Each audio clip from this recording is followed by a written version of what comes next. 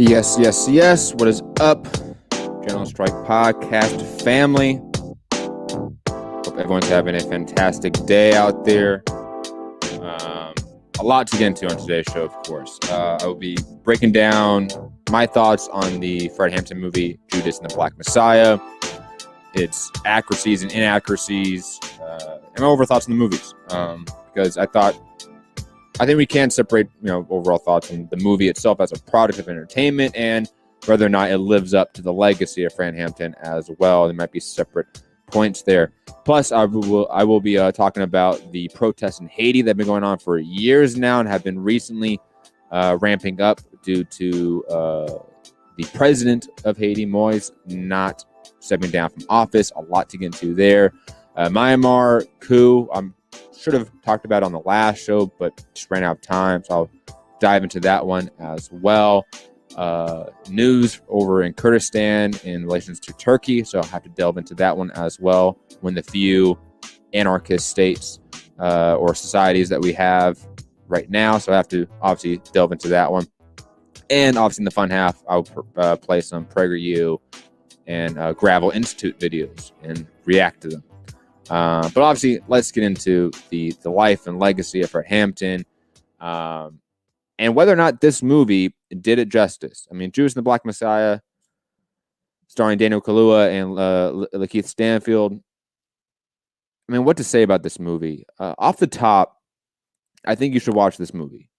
For one, us on the left don't get many adaptations of leftist revolutionaries. It's not common. So to get an adaptation of this level, I think we should pay attention to dissect it for its value. It's going to be a part of the pop culture zeitgeist more so now because it's a Hollywood film. Fred Hampton's life has been now and legacy has been exposed to a wider audience because of this film. And what does this film tell about that legacy to this wider audience? I think it's very important for us on the left to understand how entertainment can be utilized against us and for us in terms of a movement. But in just quick remarks of the movie and its quality, I want to say that the music, the editing were top notch. I want to say the acting, obviously the two lead stars, Daniel Kaluuya and Lakeith Stanfield, were pretty unbelievable, even for, in my opinion, a lack of substance in the script. And I will get to that in a bit. And Jesse Plemons. I mean, Jesse Plemons is always good in anything he does, right? Though usually he's like great in the bad guy role. I don't think they let him go full out like sociopathic bad guy like we've seen like Breaking Bad and other forms of entertainment from him. And again, that's a criticism I'll get to in a second. But overall, I want to say that this movie, especially in comparison and juxtaposition with last year's big leftist movie, which was the Chicago 7 trial movie with Sacha Baron Cohen and the like, obviously detailing the Chicago 7+1 Bobby Seale, obviously, that trial, and obviously from the riots of the DNC convention in 1968. And I enjoyed that movie as well, though that movie is very different than this one. Okay, this movie is trying to be more of a substantive film. It's trying to be more accurate to the source material, the legacy of these people and this movement. While the Chicago 7 trial was more of a movie of entertainment, more of a movie of enjoyment, it was taking something that was a very iconic moment, not only in U.S. history, but obviously in radical leftist history as well, and trying to make it an entertaining Hollywood film. This is not that. Obviously, it is entertainment to a degree because it's a film, but this is trying to be a serious, suspenseful movie at times. Because we all know what happens. We all know that Fred Hampton does get assassinated by the Chicago police with the help of the FBI. We know the end of this movie. So at the whole time, there's this sense of dread that it's going for, a sense of seriousness that's going for. And I'll give it credit for that it does try to be a legitimate, serious film on a very serious human, very serious story and history, and not just being a fun movie. And again, to juxtapose it with the Chicago 7 trial movie, a movie that largely ignored the true radicalism of Abby Hoffman and others in that group as well. This at least would say, and quote, very iconic and memorable lines from Fred Hampton's sort of speeches that were explicitly anti-capital, explicitly pro-socialism, pro-communism. There's mentions of Mao in this. Like, they go farther into connecting it to its real ideological roots and history that other movies don't. So I'll give it credit for that. I think it deserves credit for that. But for my criticisms to the movie, and the criticisms I've seen sort of be the consensus. One, that this movie, by its nature, centers the story on William O'Neill. Okay. The informant, the FBI informant that gave the information to the pigs that led to the assassination of Fred Hampton. And I understand that as a stylistic choice. I think in some fashion, if we were to get another movie of Fred Hampton in 10 years down the line, maybe it's not a big deal when that one pays more attention to his life, but this one didn't. And there are massive moments in Fred Hampton's life, legacy, that are basically montages in this film. The Rainbow Coalition and the forming of that montage. Okay. The entire beginning of the movie is just montage of famous speeches. And then it never really goes back into the ideologies those speeches are really talking about. It flirts with the substance. This movie does. It flirts with the substance of radical ideologies, but doesn't really dive in because the movie is not centered on that. It's centered on this cop drama, this thriller suspense movie, this mafia movie in a sense, obviously transferred to the Black Panthers of Fred Hampton. And it can't get away from that style. It can't get out of its own way. And so moments that should feel more impactful, moments that are truly the events that created the Fred Hampton legacy and allowed him to be such a leader to the Black Power movement. And those moments are done away with very, very quickly. His bringing together of Chicago gangs under peace agreements. I mean, it's one scene with one individual gang. It's not a brokered peace treaty with multiple gangs. Like, it doesn't go into the full extent of what that moment was. The bringing together the Young Patriots and Young Lords were, again, a montage.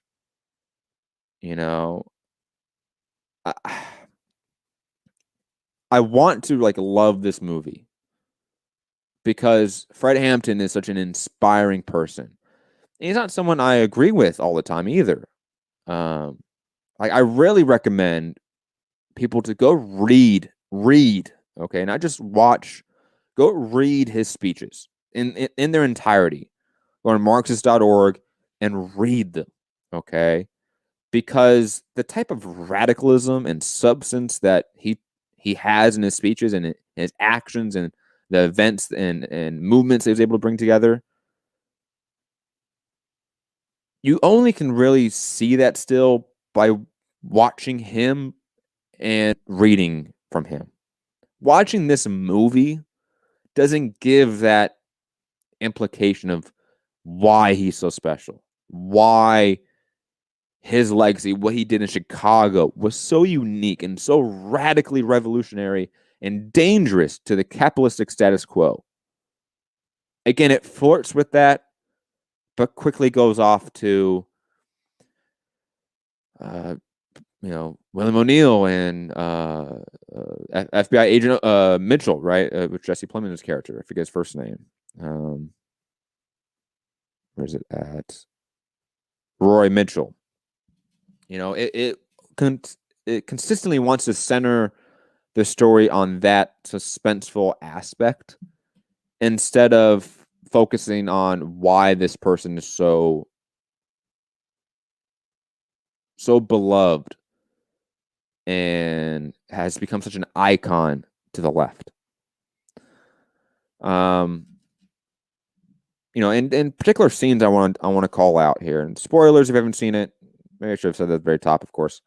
Certain scenes that give me issues that I think personify this fashion. Roy Mitchell, Jesse Plemons' character in this movie. And one of the reasons why I don't think this is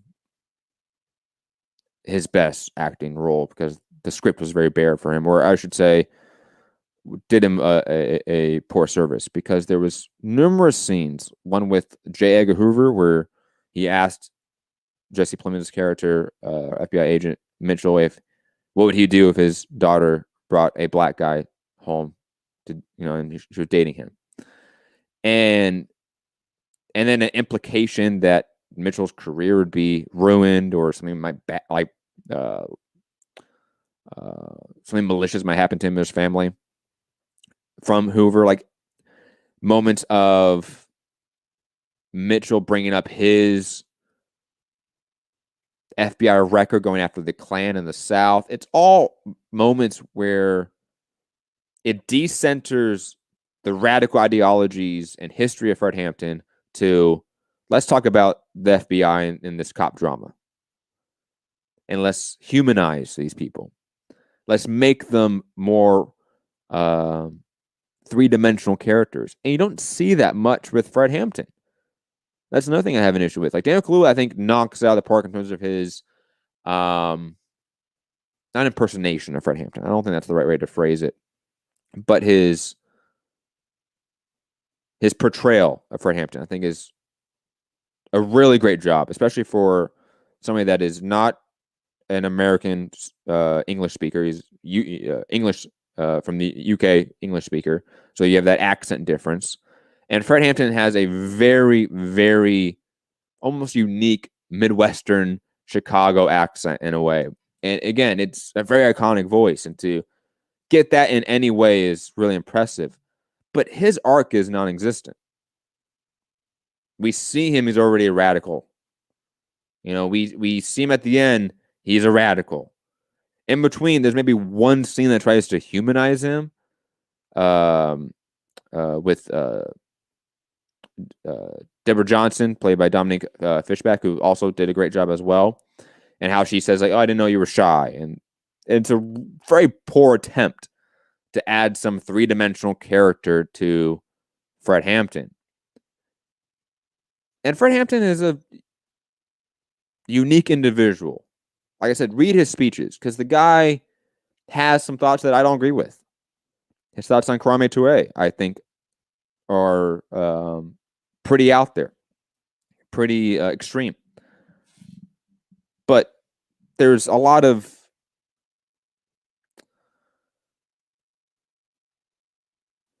angles you can look at with any human being, and they only looked at one angle with him. And I found that to be poor. I found it, again, there's a lot of style to this movie, but it lacked a certain amount of substance. And overall, I think the scenes that personify that the most is the forming of the Rainbow Coalition. A group that was so radical, okay, that it made Fred Hampton enemy number one for the FBI and the U.S. government.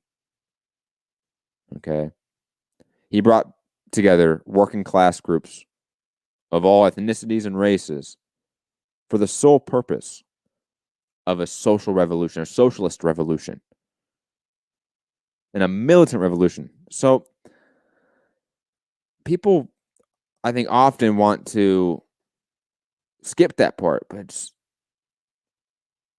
Samo in the chat, shout out to Samo, good friend of the show, saying Dana pulls an excellent American accent. No, he does. Again, he does an amazing job. Honestly, I think Lakeith Stanfield nails down the William O'Neill impression portrayal probably better. And that's probably just due to like the easiness of US born speaker copying a US accent. Like it, and it's far easier. And also like William O'Neill's like speech patterns and like tone and everything like that if you watch him in the documentary, what's the name of the documentary? Eyes on the Prize 2, I think it's the name of the documentary. That obviously you see the clip after the movie of. While Fred Hampton was a very like eccentric, loud speaker, it's a very unique one. It's very hard to do that. Daniel Kaluuya I think he got nominated for a Golden Globe already for it. I think the Golden Globe is like 2 weeks. It totally makes sense. Like he should be nominated. I don't know if he wins because again, the movie doesn't feel like it's really on him. It feels like it's on Roy Mitchell and William O'Neill and that dynamic, which is an interesting dynamic. I mean, I think there's an element to it, like I said at the very top, that I can understand this stylistic choice on how to frame the movie. It makes sense. But it does such a disservice to Fred Hampton's legacy and the action he did, because again, the Rainbow Coalition was a montage. The Young Patriots, who I thought, I'll be honest, I think they did a really bad job portraying them in the movie. I think they try to show them as extra Southern and extra angry, and it was odd. That one scene where Fred Hampton and the Panthers go to the meeting with the Young Patriots, which isn't really what happened. I'll play a clip of the meeting that happened between Bobby Lee and the preacher man, Bill, I forget his last name, and that's a fascinating moment in history. It's two groups that nowadays are so far apart in having solidarity. Sam O saying, was he really nominated for his best supporting actor? Hold on. It is, yeah. Damn. See, like that's like the perfect. Thank you, Sam, for mentioning that, because I must have just glossed over the supporting part. But the movie that you're adapting someone's legacy from, he's the supporting actor. It's classified as that. Sam O saying, I wish it were about 3 hours, like Spike Lee's adaptation of Malcolm X. I need to see Malcolm X again. I haven't seen that movie in years, and it's such a great movie. It's a long movie, though. Then my mom watched that like the other week. Yeah, she called me and was like, I'm watching this movie. It's the Malcolm X movie. It's really good. And she was like, did all this really happen? I'm like, yeah, kind of. I mean, the most of that movie is just lifted from his autobiography. So that's why that movie is so fantastic, because Spike Lee, to his credit, who I think has done a fantastic job of portraying subtly, because obviously Malcolm X is an overt black liberation movie, but throughout his career, Spike Lee has been subtly throwing out black liberation, black power themes throughout his movies, and I think Hollywood needs that, of course. But with Fred Hampton, you don't have that book. You don't have that giant ass book that he wrote himself to explain his life. I think that did them a disservice as well, in terms of like having to produce this movie, because you're piecing it from a lot of different parts, a lot of different eyewitnesses accounts. It's more difficult to make a Fred Hampton movie. I will give them that. I will give them that sort of pass. But again, it's the Fred Hampton movie, and he is not the lead actor. How is that possible? Sam was saying, I just watched it during the BLM movement in June. Totally an epic movie. It is. And it's one of those, is a 3.5 hour movie, and that gives it its time to really say the whole life of this guy. And it's radical revolutionary. Like people's entire lives it's hard to cram that into 2 hours, especially when they're not the lead actor. They're not the focus of the movie. But quickly, let's hold on. Before I say anything more, I should have said this from the very, very top. They have met their goal. Okay. So it's good news. But when I first scheduled this show, they had not met their goal. But the Hampton house, obviously the childhood home of Fred Hampton, There's a GoFundMe to save it. It's obviously created by his son, Fred Hampton Jr., who I recommend people checking out. He does a lot of great work with like prison reform and prison abolition work. But anyways, yes, go support. Even though they passed, go send another $1. Like, why not? Why not? Like, they deserve it. But anyways, let's get to this part right here. Where am I at? All right, I'm gonna play this clip from, or I should say, I'm gonna play part of this documentary. The documentary is called American Revolution 2. It was made in 1969. So it's actually before Fred Hampton died. I want to say this movie came out. And it's like really rough shots here. Okay. So I'm sorry for that.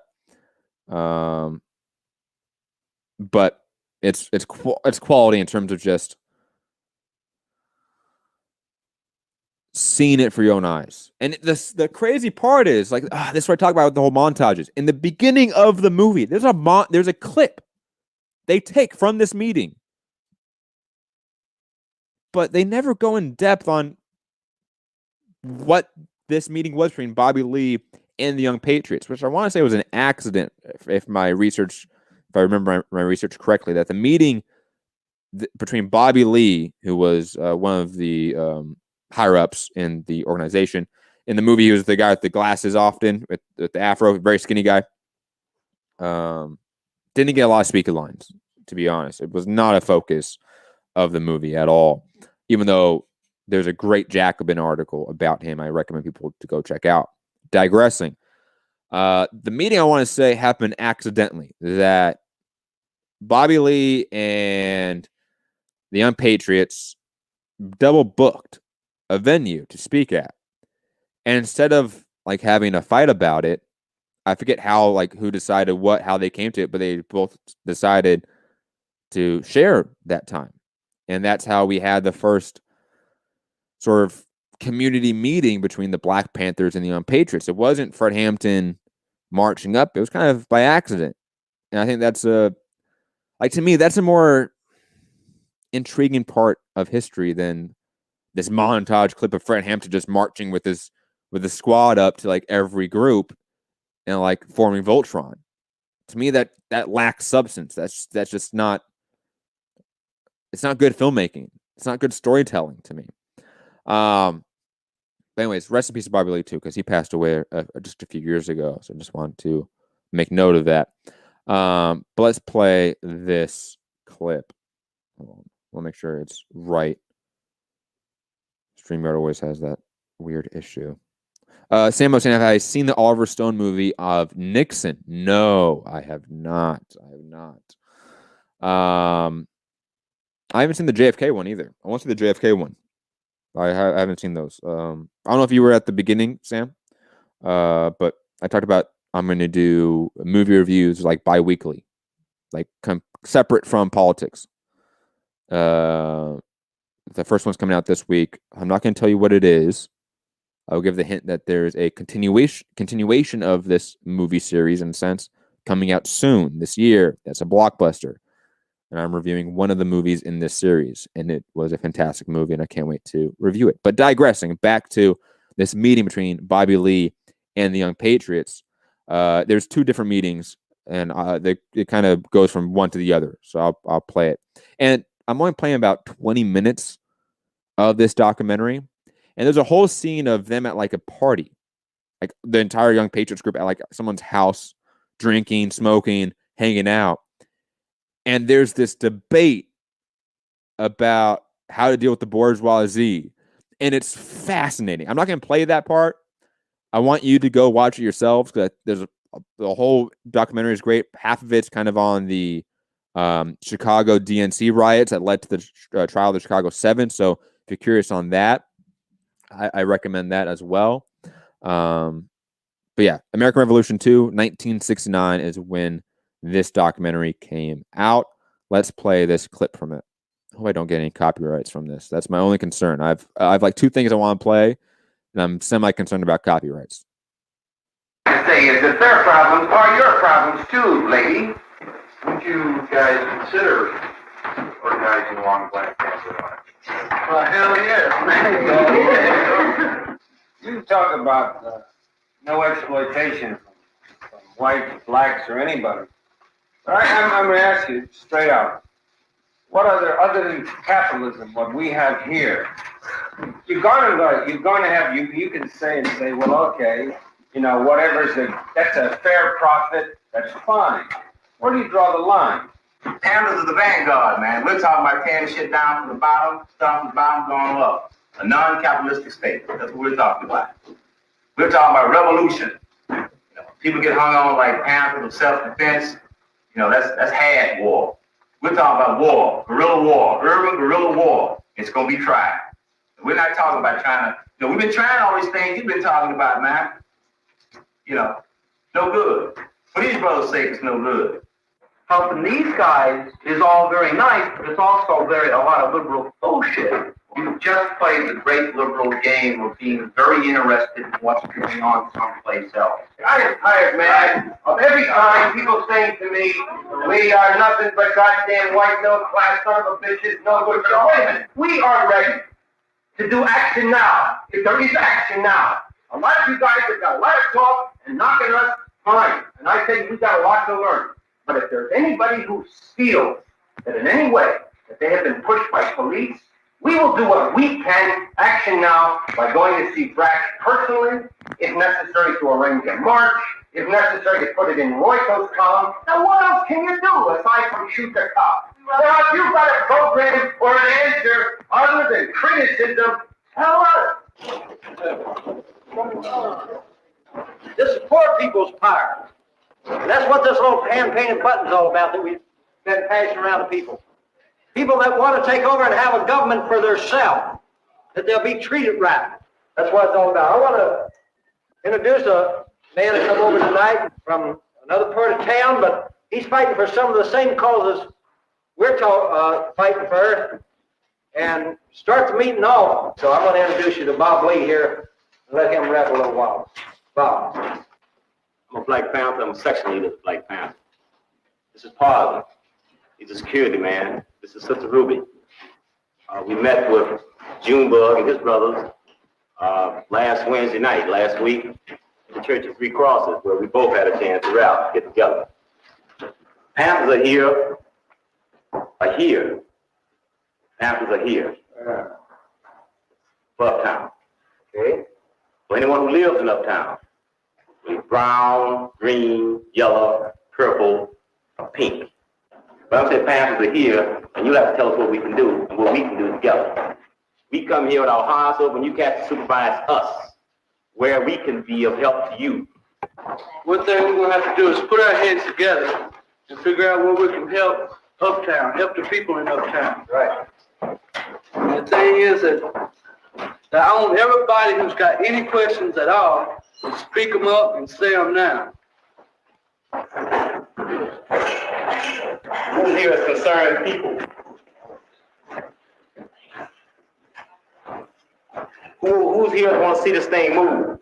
Yeah, man. Right on. But the first thing we talk about now is how we're going to organize. You know, where are we going to organize?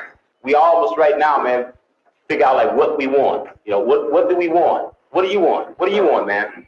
What do you want in your community? What do you want here? Look here, man. Don't lay back on the cuts, man. And you know, like we're not moving, man. Are you afraid of you want to take berets off, man, or what, man? You propose that you do a lot of marching and things like No, that? sir. No, sir. Marching seems to do more harm than do good. No, sir. No marching. No, sir. The thing we're about is that this is your community. This is your community. Let's move. You know, and we can't move without you. We can't move. We can't move without the people. Like on the west side, the south side, you have a basic unity to start with. You got to pull the skin color. Right. Okay, but then the thing we got to deal with is concept of poverty, man. We got to erase the color thing. See, I mean, concept of the same thing. There's welfare up here, people on welfare up here, there's people who receive ADC, you know, there's police brutality up here, there's rats and roaches, there's poverty up here. That's the first thing that we can unite on. That's the common thing we have, man. And we can unite on poverty, and unite on the concept of poverty, you know, everything becomes colored, man. Right on. Building's not fit for dogs to live in, but humans having to pay $144 a month, right? They sell the building, you know, to new ownership. What we need is understanding among the people. Right on. Coalition between the people to stick together. Right on. And take them owners and put them over here in the lake somewhere. Right on. Right on.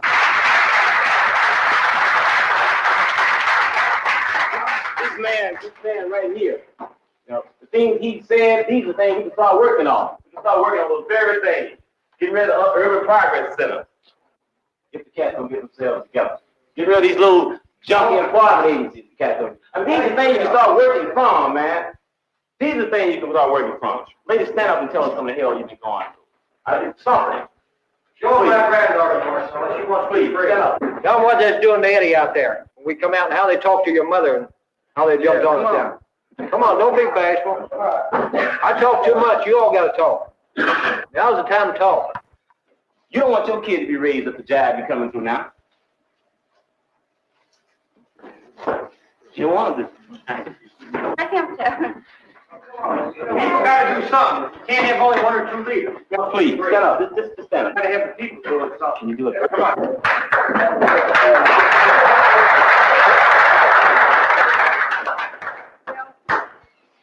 My sister-in-law, she came up and said that the cops were out there fritzing my brother, and we went out there, and there was one of them cops were sticking a knife in my brother behind, just sickening. I went up and I asked him what he was doing. He said, it's none of your business. He told me to get out of there.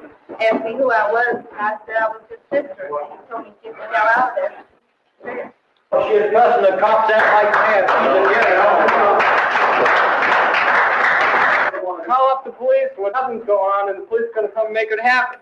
They try to put your words in your mouth, make you put yourself in jail. But I want you people to stick together, and I'll stick with Black Panther, and they'll stick with me, and I know they will. We're going to do it our own way, and that's all there is to it. Right on, your own way. I saw a Black Panthers movie last week. That points are real good. You got to pick up your gun, that's all. Right on. I'm tired of it. I'm tired of them coming down the street and kicking my damn head for them. Nothing I ain't done. Bobby Hutton gave his life, man. The cat was 18 years old. He gave his life. And from that day on, Panthers moved up for the black community are concerned. From that day on, Panthers moved up because black communities knew and felt what Huey was saying, but Huey went out and did for the people what the people wanted to do for the last 15, 20 years. He did to the pig what Roger would like to do. Nobody's saying that, hey, we're not saying go out and off the pig, go out and start shooting the pigs. You know, but this way Huey did it. If it comes to that, I'm sure that one of these brothers are capable of doing it. We're going to stop this shit one way or the other if we have to fight with guns. Before you can do that, got to be some discipline. I'm reacting to what you say you want to do. Okay, the first thing is discipline, man, before you can even control the pig, or you're off you, man. From here, you start out going into the community so the community know, man, what you're doing.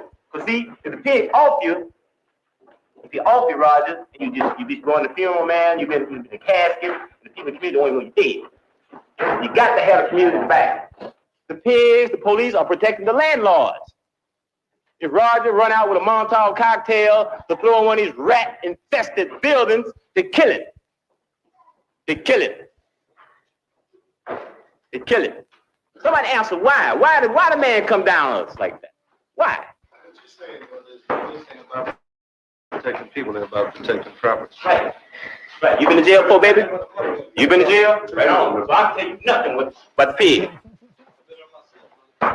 Once you realize, man, that your house is funky with rats and roaches, you know, same way a black dude's house is, you know, once you realize that your brother's been brutalized by the cop, the same way the west side and south side is, you know, once you realize, man, that you're getting inadequate, man, education in these high schools, junior high schools over here, the same way the south side and the west side, you know, once you realize that you are paying taxes for the cops to whoop your ass, you're paying them. You're paying them, man, but they whoop your ass. You're paying them to come in to beat your children. You're paying them to run you off the corners. And you're paying them to kill you. You deal from there. The same thing happened on the south side and the west side. And you can realize that concept of poverty, the concept of poverty, a revolution can begin. Now, Wednesday, model cities is meeting, and they're going to put through some kind of program, and, you know, we're all going to get run out of here eventually. Now, I put a proposal together that people that want to be together, people listening to this stuff and digging it, and people that's got it in their hearts that want to be together, be up here Wednesday. We go down and we stop that meeting. All through the city, there's $38 million supposed to be split up to bring poor people out of poverty. What the hell have they bought? What have they done? Not a damn thing. These goddamn people that own businesses here in Uptown are sitting down, and we can't sit on those consoles. We can't tell where the money ought to go. Damn it, we ought to go down there and stop them and piss on the money and do the neighborhood right. If we can't do it, they ought to do it. Wednesday will be for confronting the model cities. And you better be together, because the pigs are in here right now, and they know what we're going to do, you dig? When you do it right, or don't do it at all. We done something with too. Yep, and now we're trying to get the floor. We'll get over that. Now, like, think about that meeting and the level of intelligence on display there from working class people and how they're portrayed in the movie. Or even the interaction between them, right? Like, there was some people that were obviously a little bit had some hesitation to the Black Panthers. You can see it a little bit, especially in the first one, right? The first meeting they had. But the class solidarity, the class consciousness that they possess, that they automatically know that the fight that they have is a shared fight, a shared class struggle. And yet, that wasn't at all displayed in the movie. You know?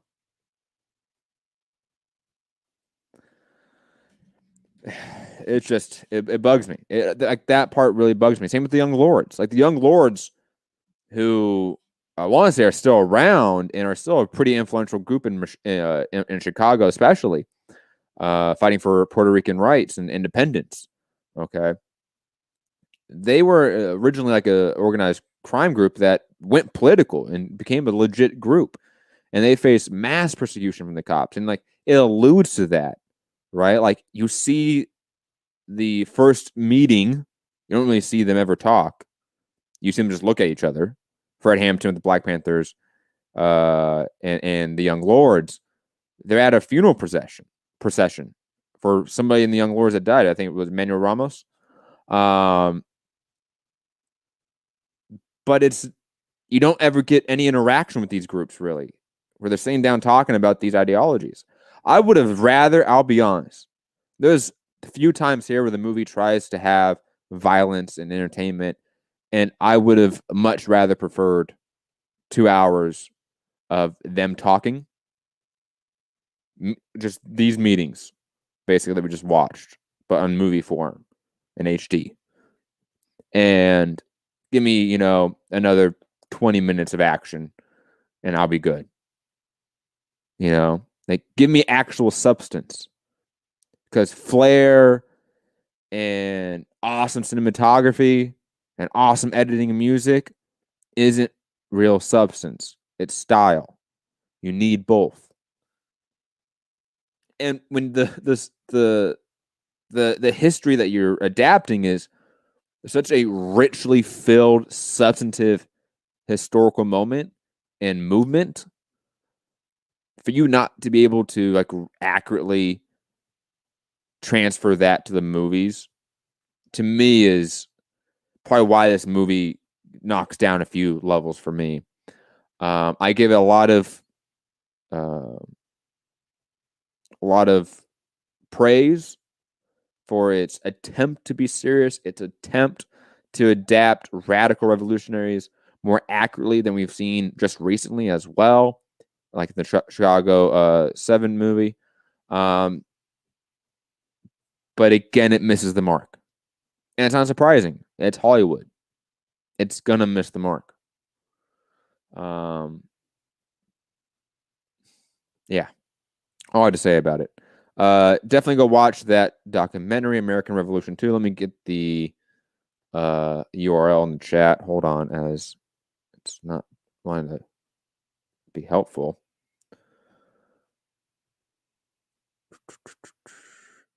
Come on. Come on. There we go. Goddamn computer. There's the full documentary if you want to watch. I put it on the YouTube live chat. Anyways. Let me see. Did I ever pull up that video I wanted to pull up? Let me see. I don't think I did. Probably next week I'm going to play a documentary from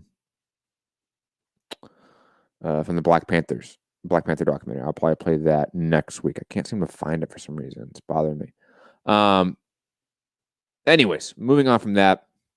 Again, if you want to hear any more of my thoughts on Fred Hampton, I one of the first ever podcasts we did was on Fred Hampton, so check that out as well. It's highly, highly important to recognize and to contextualize the radical history we had in the 60s and 70s. It's very important. Even the 50s too.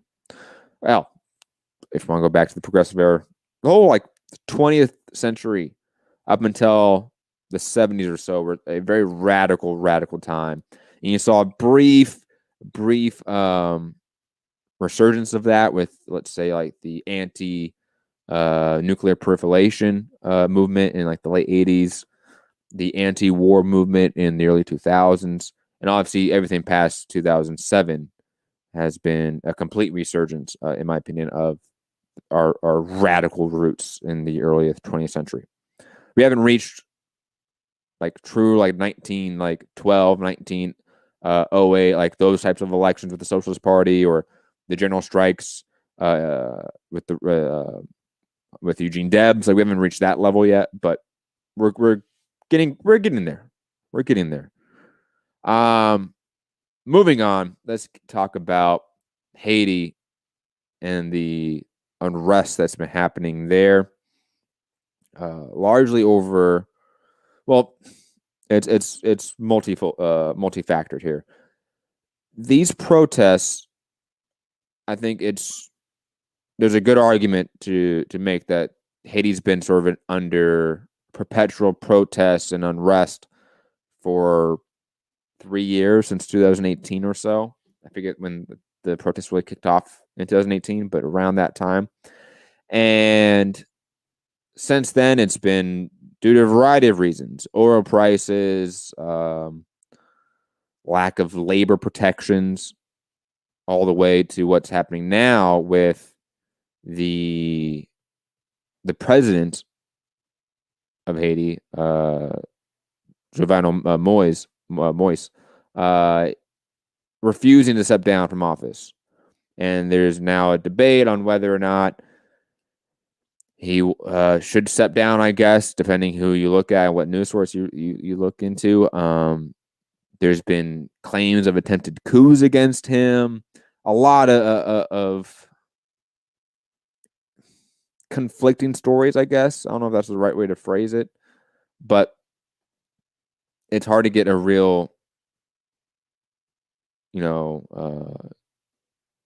a complete understanding of not only what's happening on the ground. I think what's happening on the ground is understandable, but the paths on where this can lead, I think, is a little bit unknown at this point. I don't know where Haiti's going to go in terms of the unrest. I'm going to play a clip from Al Jazeera briefly talking about what's happening there and why you should pay attention to it.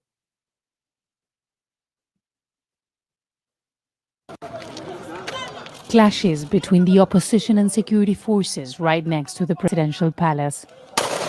It's become a regular occurrence on the streets of Port-au-Prince. Protesters continue to demand President Jovenel Moïse steps down. It's a strike against kidnapping, against hunger in the country, and we are sending a clear message to the president to respect the Constitution. Earlier this week, transport unions and other workers went on a 2-day strike denouncing institutional violence and an alarming rise in kidnappings. Human rights groups say at least 1,000 people were kidnapped in 2020. When someone is kidnapped, the person must go to the street and ask for Jovenel Moïse to give him security. That's the reason why we organized 2 days of lockout to show Jovenel Moïse that we can't accept this situation, But as soon as the lockout finished, the kidnapping restart quickly. Haiti's opposition says it's time for Moïse to go. They say his mandate ends this Sunday. But Moïse disagrees. He says his 5-year term began when he was sworn in 2017, and that he still has 1 year in power. But members of the opposition say Moïse's term began in 2016 in the wake of chaotic elections. And while the political crisis deepens, Haiti's economy continues to deteriorate. Economists like Camille Charlemagne says urgent action is needed. The amount of people going hungry in the country has doubled. It's gone from 2 million to 4 million people. The currency is devaluated, and there's an inflation rate close to 25%. To complicate matters, legislative elections were postponed when parliamentary terms expired. This past year, President Moïse has been ruling Haiti by decree. The U.S. and the Organization of American States have urged new legislative elections to restore the balance of power. Moïse is proposing a referendum in April to reform the constitution. Last week, we held a major meeting with all entities, including the UN, the Provisional Electoral Council, the Advisory Committee, the government, the police chief, the Prime Minister. We had a big talk about security issues, elections, and the referendum. We were clear with all these people on April 25th because it will be a victory date for us. But the opposition says it's another excuse to hold on to power. And that's why they vow to continue pressuring the government on the streets. Teresa Bo, Al Jazeera. Haiti's been rocked with, austerity measures and neoliberal policies for a long time now, and has obviously been a victim of neocolonial economic exploitation for some time, both from the U.S. and European powers. So it's really saddening because Haiti, from a historical perspective, I did a whole basic documentary on the Haitian Revolution. So I really am fascinated, I guess is the right term, about Haitian history and obviously the revolutionary history, radical movements within Haiti. And it's clear that the amount of turmoil, the amount of class antagonism within Haiti will eventually bring about another revolution. Whether it's from the military, whether it's from the people, these are concerns I have. Because when you have the U.S., I believe Biden has come out and sort of condemned Moïse a little bit, but when you have like the OAS, which was obviously involved with the Bolivian coup, which ousted Evo Morales in 2019. If they're talking about, in a sense, implicitly that this leader needs to go, then they've already looking for who can be the replacement to him, what sort of organizational or structural form they can replace it with, and what austerity measures they can further place within Haiti. Like, I wouldn't be surprised if we see the IMF and World Bank involved in this situation more and more. Like, Haiti has been a place of exploitation and oppression for Black and brown people for hundreds of years. And it doesn't seem like that's changing. And hopefully the people rise up. Like, that's just the like God honest truth. Like, there's no other way to look at it. Like, honestly, like when I see headlines like this, I think it's awesome. Down with the dictatorship. I love that. I am deeply concerned though about a ruling class counter-revolutionary movement that co-opts these protests that happen so often due to U.S. and European meddling. That's just the reality to it.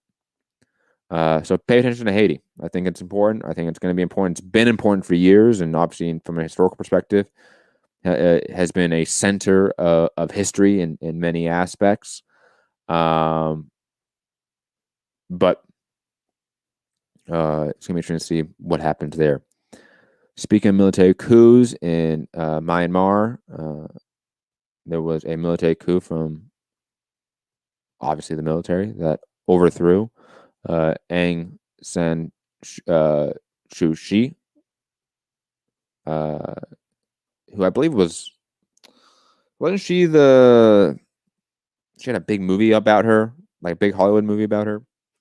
But anyways, what this is a basic sign of, okay, because Aung San Suu Kyi is, in my opinion, not a real radical leftist in any fashion, even though she has been portrayed like that. If you look up the Muslim genocide that's happened under her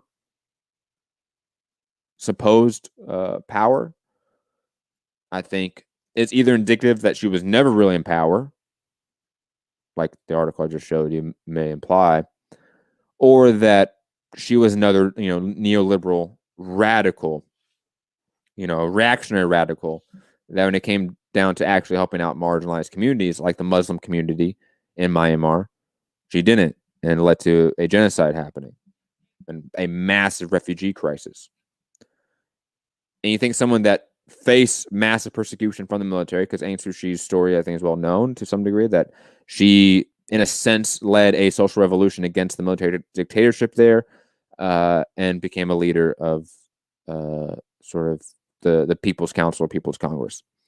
And I think that's a lovely story. I think there's obvious benefits to what happened in her social revolution. But when you don't complete the social revolution and you keep class order in that fashion, what you have is a class restoration happen, where the ruling class restores the power they once had, whether through counter-revolutionary movements, whatever it may be. And that's what we have here, clearly. Like, I've seen a lot of different takes about this country and its thoughts on what can happen. I do recommend checking out this article from Jacobin talking about how the labor movement in the country will be extremely important to countering not only the military dictatorship, but obviously Aung San Suu Kyi's neoliberal politics as well. But again, I recommend people to check out this article on the genocide that happened there. Anyways, it's one of those stories where it's similar to, there's another, Navalny in Russia, right? Him and Putin. This is not a case of like, we have a dog in this fight right now. Like the supposed leadership, Aung San Suu Kyi's liberal government and the military, neither one represent the working class in any fashion. So to fight for either one just makes no sense to me. It seems like it's counterproductive. We're not fighting to install new oppressors or different oppressors or the same oppressors. That just makes no sense. That's not how the left should function. That's not how revolution should function. At least from a working class revolution, right? And like Navalny and Putin are the same fashion. Like those are two capitalists, two Russian nationalists. One's more neoliberal than the other. One is slightly more pro-union than the other, but that's about it. I mean, you're splitting hairs here with capitalistic class distinctions. Like, honestly. And I think the focus should be purely on the labor movements, the worker movements within Myanmar, within Russia, and building those up, building worker solidarity, and the like. Moving on. Oh, hold on. Quickly, I'm gonna play one clip from Al Jazeera. They have they had a bunch of clips, honestly, about this event, and they were on the few. I think BBC and them were on like the few that had a lot of material on what's happening in Myanmar. But let's play this clip from Al Jazeera. Oh, froze up there. I'm back. Buddhist monks were among the many marching in Yangon. They led prayers outside the U.S. Embassy to call for the release of Aung San Suu Kyi and other civilian leaders. We just want our country to escape from under the military dictatorship, to be peaceful and developed. We don't want to go back to the darkest era before 2010. We want peace, and we are against the military dictatorship. More marched in the capital Naypyidaw, joining thousands for an 8th day of protests, which denounced nighttime raids against coup opponents. While a curfew is in place from 8 p.m. until 4 a.m. local time, people have been out and on edge. Neighborhood watch groups do their best to warn when police are coming. In some cases, they turn away to avoid confrontation. In others, people are taken away. A local watchdog group for political prisoners says the raids are targeting dissenting voices. A lot of us, who were involved in the pro-democracy movement in the past are on like a high alert. Like we activated our safety protocols, and we don't even sleep in one place. We move one after another. And a lot of activists, even though they are not arrested, are concerned that they may be targeted next. The UN Human Rights Council has called on the junta to release all who've been arbitrarily detained. The army responded on Saturday by suspending laws requiring court orders to detain suspects for more than a day for searching private property and surveillance. More than 350 people have been arrested since the coup on February 1st. The military also shot peaceful protesters, raided the ruling party's offices, and confiscated documents, records, and property. Moreover, it placed restrictions on people's freedom of speech by preparing a telecommunications bill intended to control access to the internet and mobile services. As state TV channels broadcast pictures of vandalism and attacks on police vehicles. The head of the military, General Min Aung Hlaing, has been on the airwaves repeating allegations of voter fraud in last November's parliamentary elections. More errors have been found in the voter rolls, he says. The nation must join hands with the military for the successful realization of democracy. As protests grow in size and begin to affect its flow of cash, the military is about to give itself even more powers. The cybersecurity law that Human Rights Watch calls the dream of despots everywhere, making protests more difficult to organize and the pictures of them riskier to share. Andrew Chappelle, Al Jazeera. Apparently, the video I played for Hampton in the very beginning didn't have audio, or it wasn't playing the audio. I think that was probably my fault. I apologize. I'm going to play it again if that's okay with everyone. And quickly, guys, if like something I'm playing is not working, like there's at least a few of you watching. I see you guys. You're watching. I know how many people are watching at once. Let me know if like things aren't working, the audio is not there, the video is not great, whatever. I can usually fix it. That helps me a lot because now I have to play this video again. And that was such a great cold open. God damn. And the audio wasn't playing. It's a great clip. Hold on, let me play it now. Fred Hampton, a fucking legend. I'm the deputy chairman of the state of Illinois Black Panther Party, Fred Hampton. And a lot of people don't understand the Black Panther Party's relationship with white mother country radicals. A lot of people don't even understand that word that Eric uses a lot. But what we're saying is that there are white people in the mother country that are for the same types of things that we are for stimulating revolution in the mother country.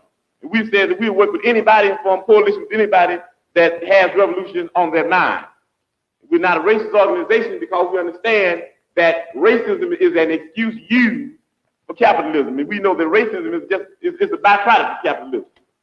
Everything would be all right if everything was put back in the hands of the people. And we're going to have to put it back in the hands of the people. Everybody in the state of Illinois is going to have to be involved or even around the revolution, because we're going to have one. We're going to have to do more than talk. We're going to have to do more than listen. We're going to even have to do more than learn. We're going to have to start practicing, and that's very hard. We got to start learning, and you learn through practice. We got to start making mistakes, and you learn through making mistakes. We got to start getting out there with the people. And a lot of times we think we're better than the people, but that's an insult, and that's criminal. Think you're better than the people. We got to get together and learn where it's at. It's going to take a lot of hard work. That breakfast for children is something else. You ought to dig on it. Every sister in this audience. Every sister in this audience ought to get themselves together and come on down and help us with that breakfast for children program. You ought to come down and help feed them children in the morning. We have breakfast for children because we teach the people through practice, through observation and participation, that people can be fed free. That's the people thing. Socialism is the people.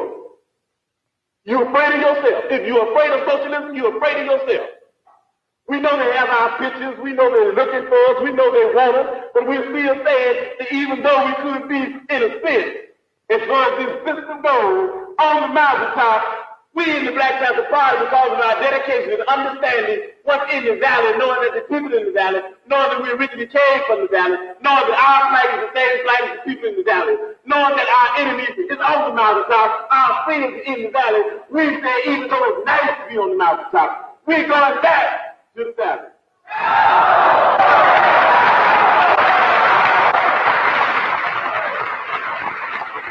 I be in the office every day. I be in the streets propagandizing every day. I be working with everybody every day. I be teaching that solidarity is the thing. The end of a complete wipeout of imperialism is the thing. So if you're going to be thinking about me, that's what Bobby would be teaching. If you're going to be thinking about us, all we say is ain't no thing about going nowhere, getting killed. All we want to know is that you're doing what we'd be doing if we were here. And you got to do that. You can't do it unless you believe that you can do it. In the spirit of liberation, we understand that they want everybody in the party in jail. And we know that if we try to figure out and separate and divide who should go and who shouldn't go, we spend more time doing that than working for the people. So the quick solution, the speedy one, nobody goes. Nobody goes. We all stay right here. With the people. Because we love the people. Okay, you put your hands down now. We say all power to all people. We say white power to white people. Brown power to brown people. Yellow power to yellow people. Black power to black people. X power to those that we left out. We say Panther power to the Vanguard Party. When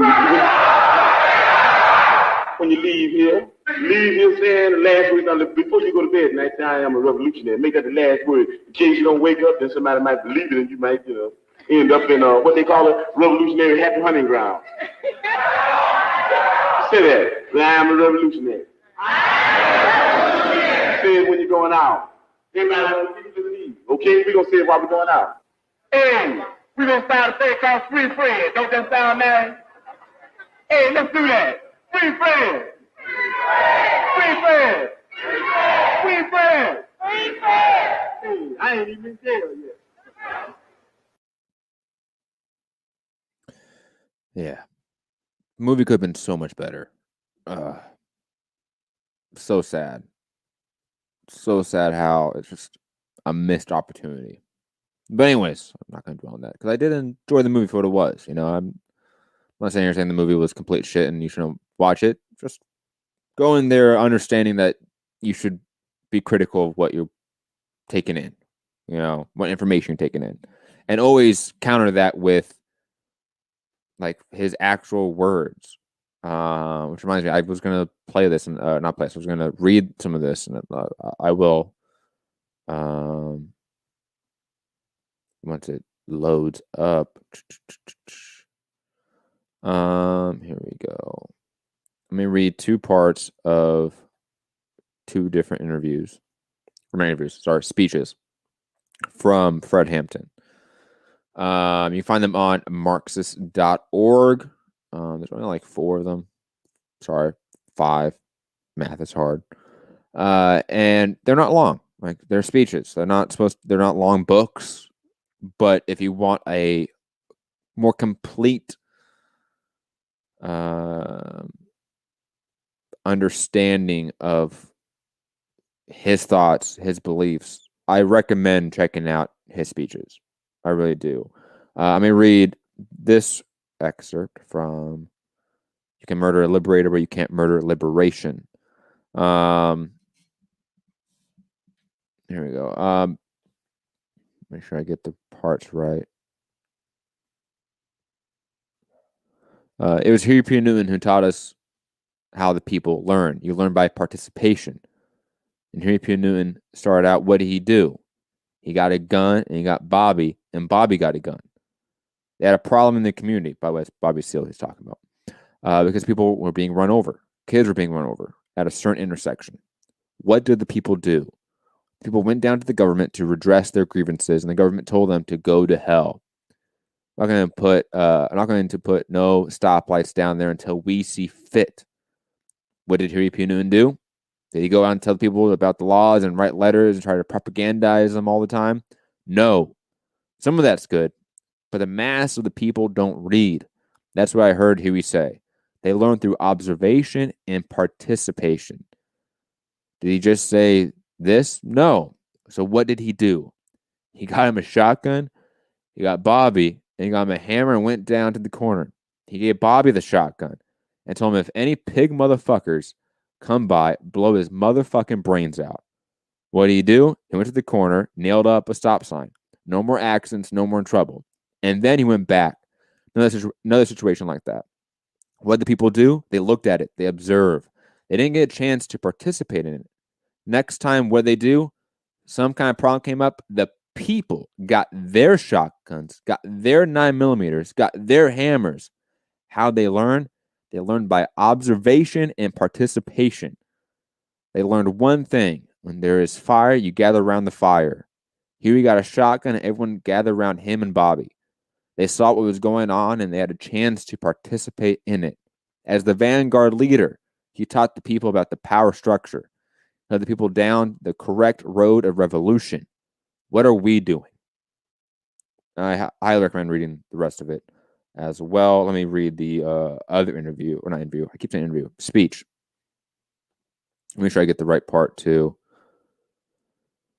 because I think this one's a little bit deeper in.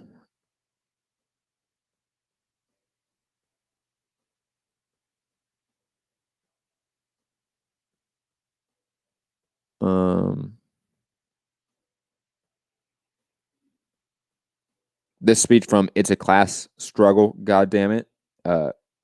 Read this one. Read this one. Like, if you're gonna read any of them, read these two. They're, I mean, truly something else.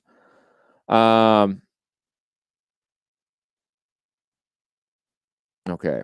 And we understand, I'm reading right here, by the way. Gonna, I think, just read these 2 or these 3 paragraphs.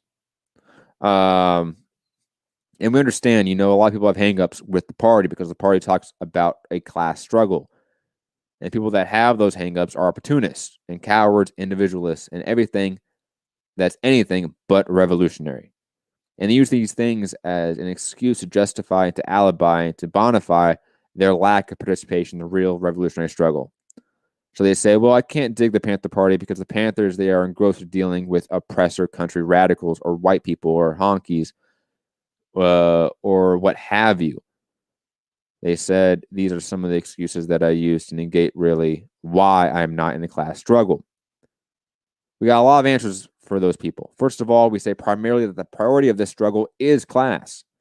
That Marx and Lenin, Che Guevara, and Mao Zedong and anybody else that's ever said or knew or participated in anything about revolution always said that revolution is a class struggle. It was one class, the oppressed, those other class, the oppressor. And it's got to be a universal fact.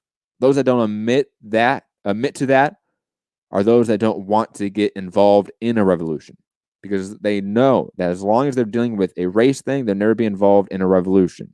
They can talk about numbers, they can hang you up in many, many ways. But as soon as you start talking about class, then you got to start talking about some guns. And that's what the party had to do.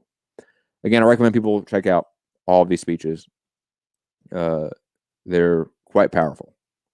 And again, you have elements of these speeches that you can hear some lines in that the screenwriters for the movie took, but the real substance of it was lost in translation. I think that's the best way to describe it. Anyways, guys, let's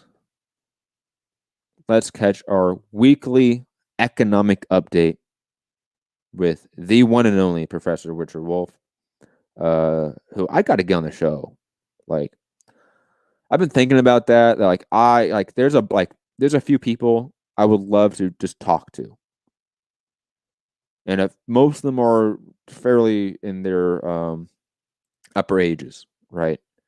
So it's like clock is ticking. I want to get these guys on and talk to them. Like, they're great academics that are out there that are way smarter than me, that I'm going to try to get on the show. I've made that determination. But let's listen to this economic update on the history lessons on capitalism's failures, Germany and the U.S.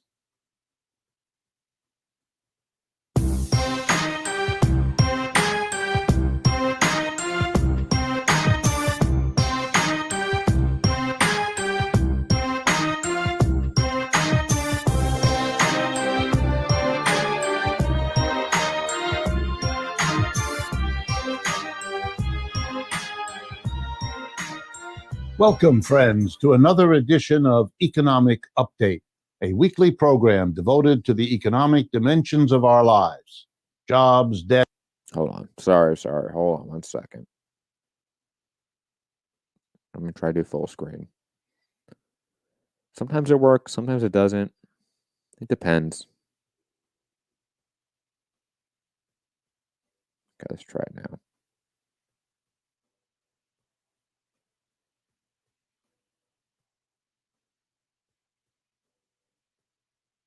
Debts, incomes, those of our families, including those coming down the pike to face our children. And I'm your host, Richard Wolff. I want to begin today by underscoring a basic point. When you're thinking about or evaluating the strengths and weaknesses of any economic system, you have to look not only at how it performs in what we might call normal times, but you also have to look at how it performs when confronted with unexpected, unusual, irregularly occurring challenges.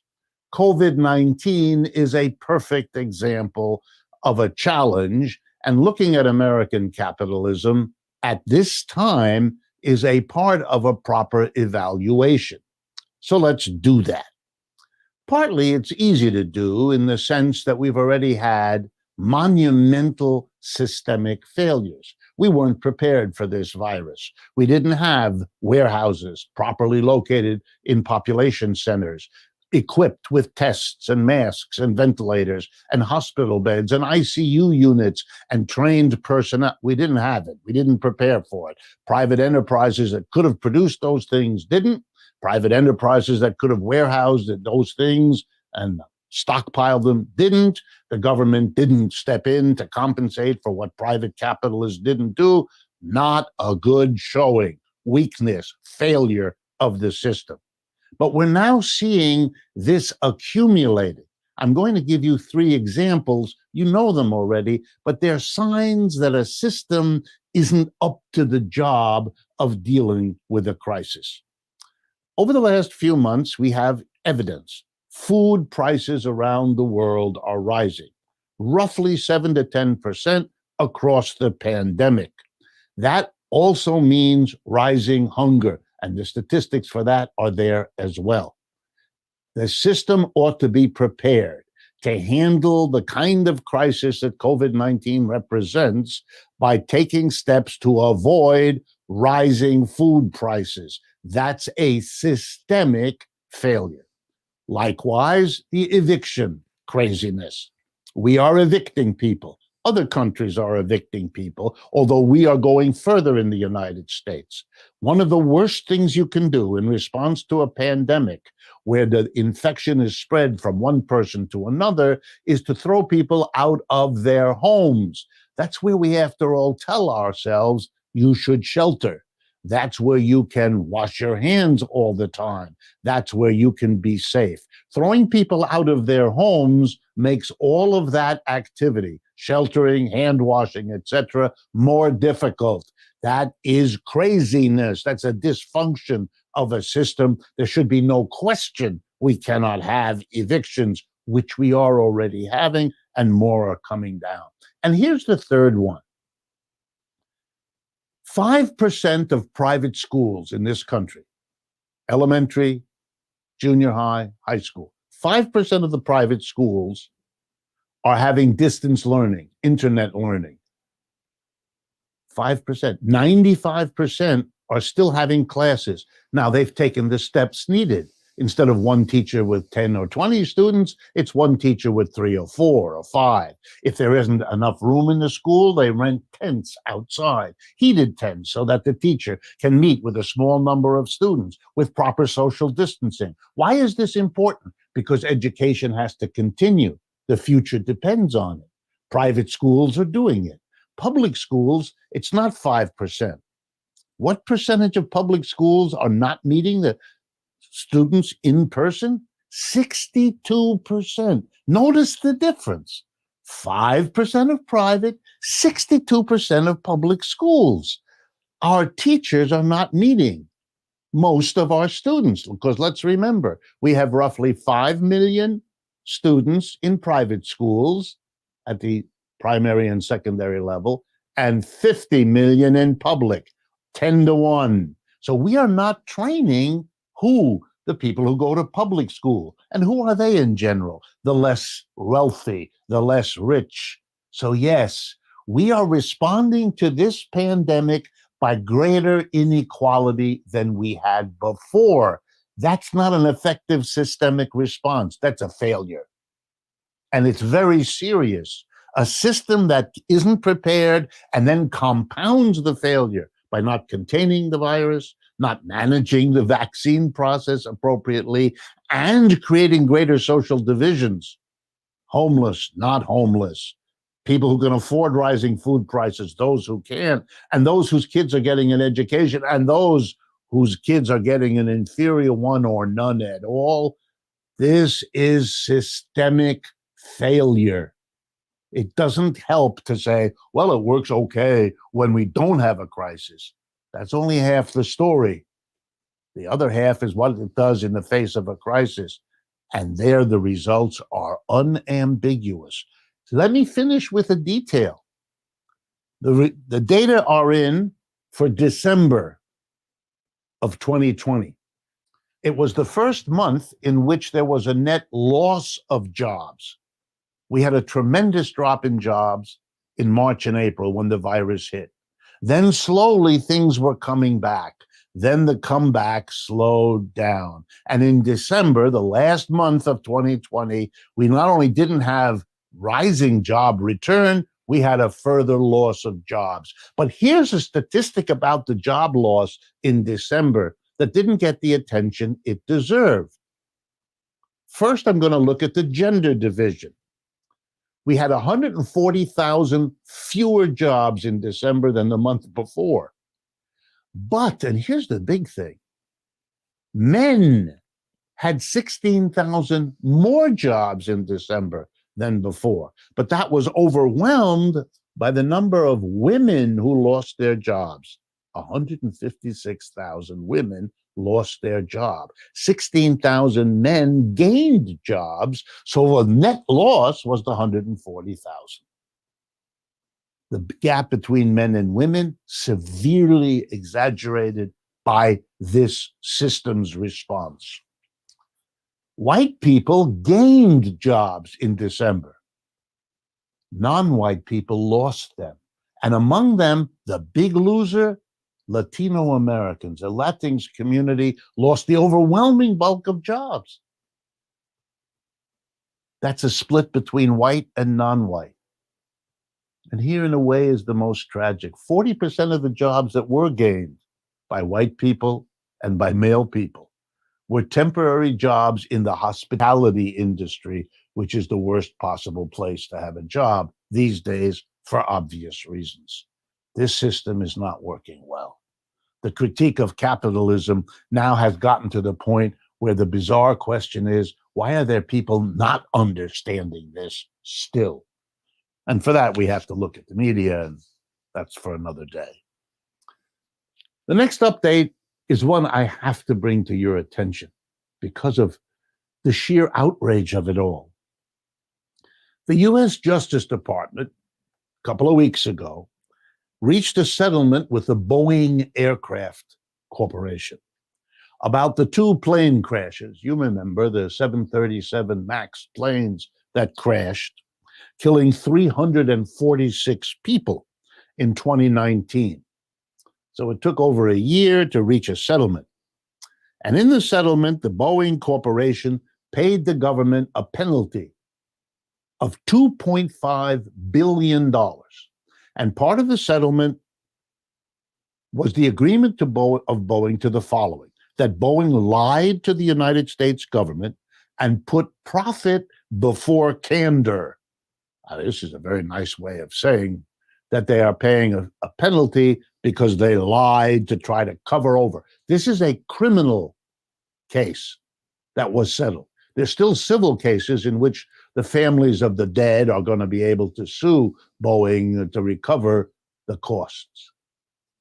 Now, $2.5 billion for the corporation isn't all that much, given the size of that corporation. The civil penalties will add. But here comes the real killer, if I may be allowed the tasteless metaphor. A few days ago, another Boeing 737 crashed, this time in Indonesia.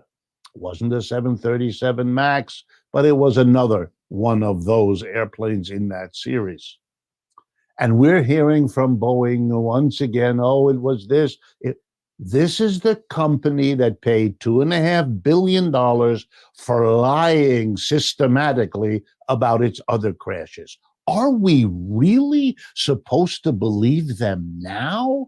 You don't allow a person's testimony to mean much in a trial if they've admitted to lying in the past. Many lawyers wouldn't even put a person like that on the stand because they've admitted to lying. They're not reliable. What are we doing here? Allowing this company to continue to produce most of the airlines all of us use, to visit our families, to do our business. There is no excuse for this. And there is a systemic dimension here. Boeing puts profits first. That's what they're there for. That's what their executives are paid to do. Yes, of course, in their public relations, safety is our most important concern. But you and I both know profit is what determines their career. If the profit goes up, so does their career. And if the profit doesn't, they can kiss their career goodbye, and their income, and their privileges, and their perks, and all the rest.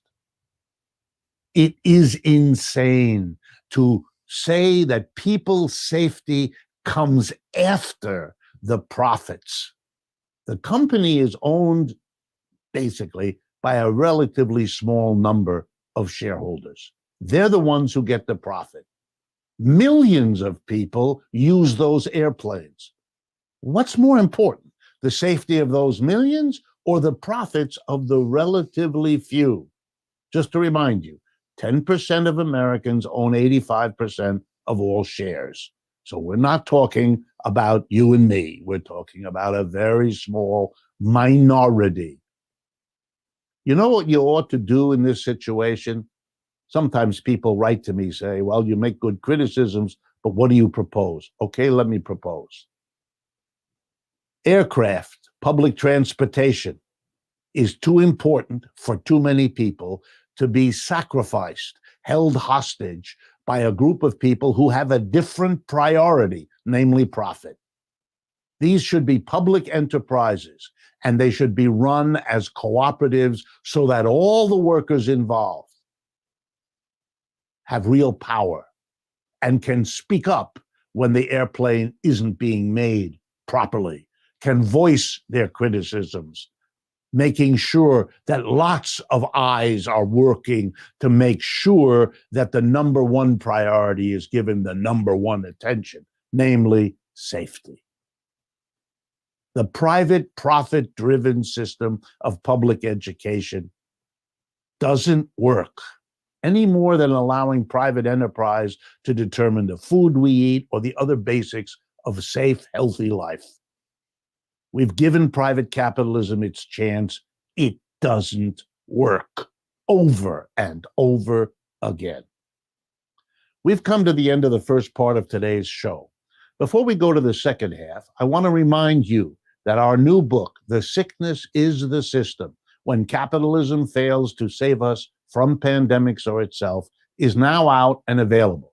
You can find it at democracyatwork.info/books. I want to thank, as always, our Patreon community for their invaluable support. And if you haven't already, go to patreon.com/economic update, where you can learn about how you can get involved and all the variety of services available through our Patreon website. Finally, please stay with us. We're going to be right back with an important historical analysis of the situation we now face.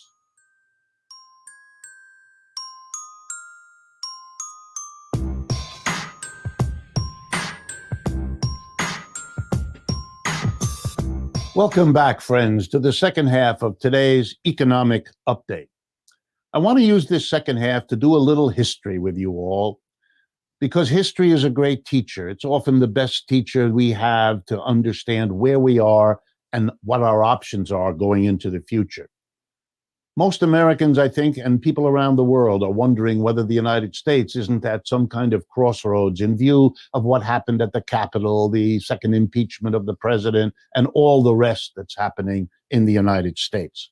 So both for our international audience and for our American audience, I want to take a look at a similar period of history in another country.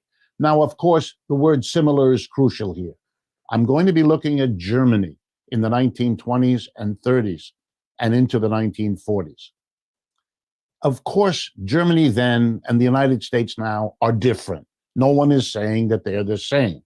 When you learn from history, you have to make the adjustment for the differences between the then and the now, and we will do that.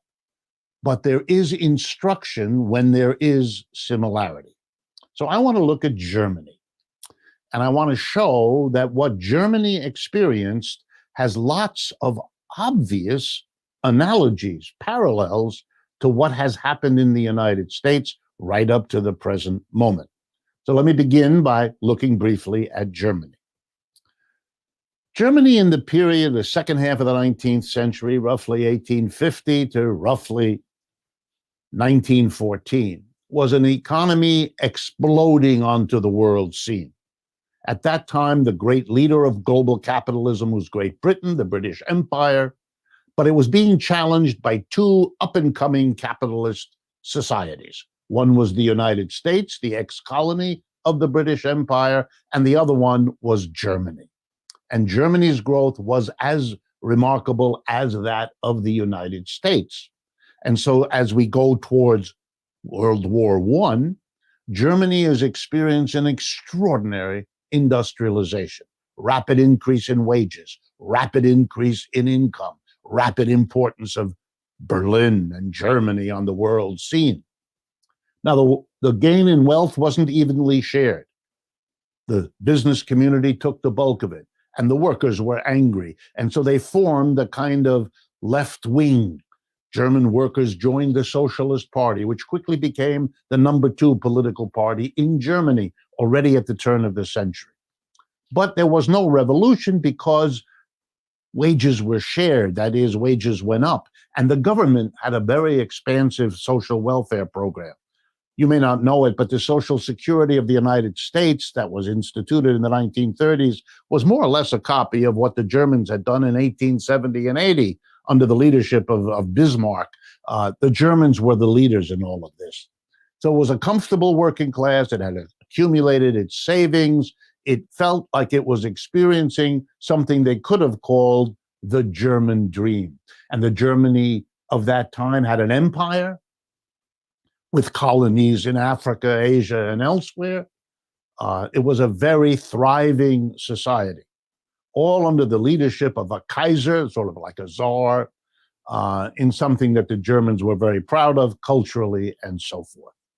And then all of this came smashing down.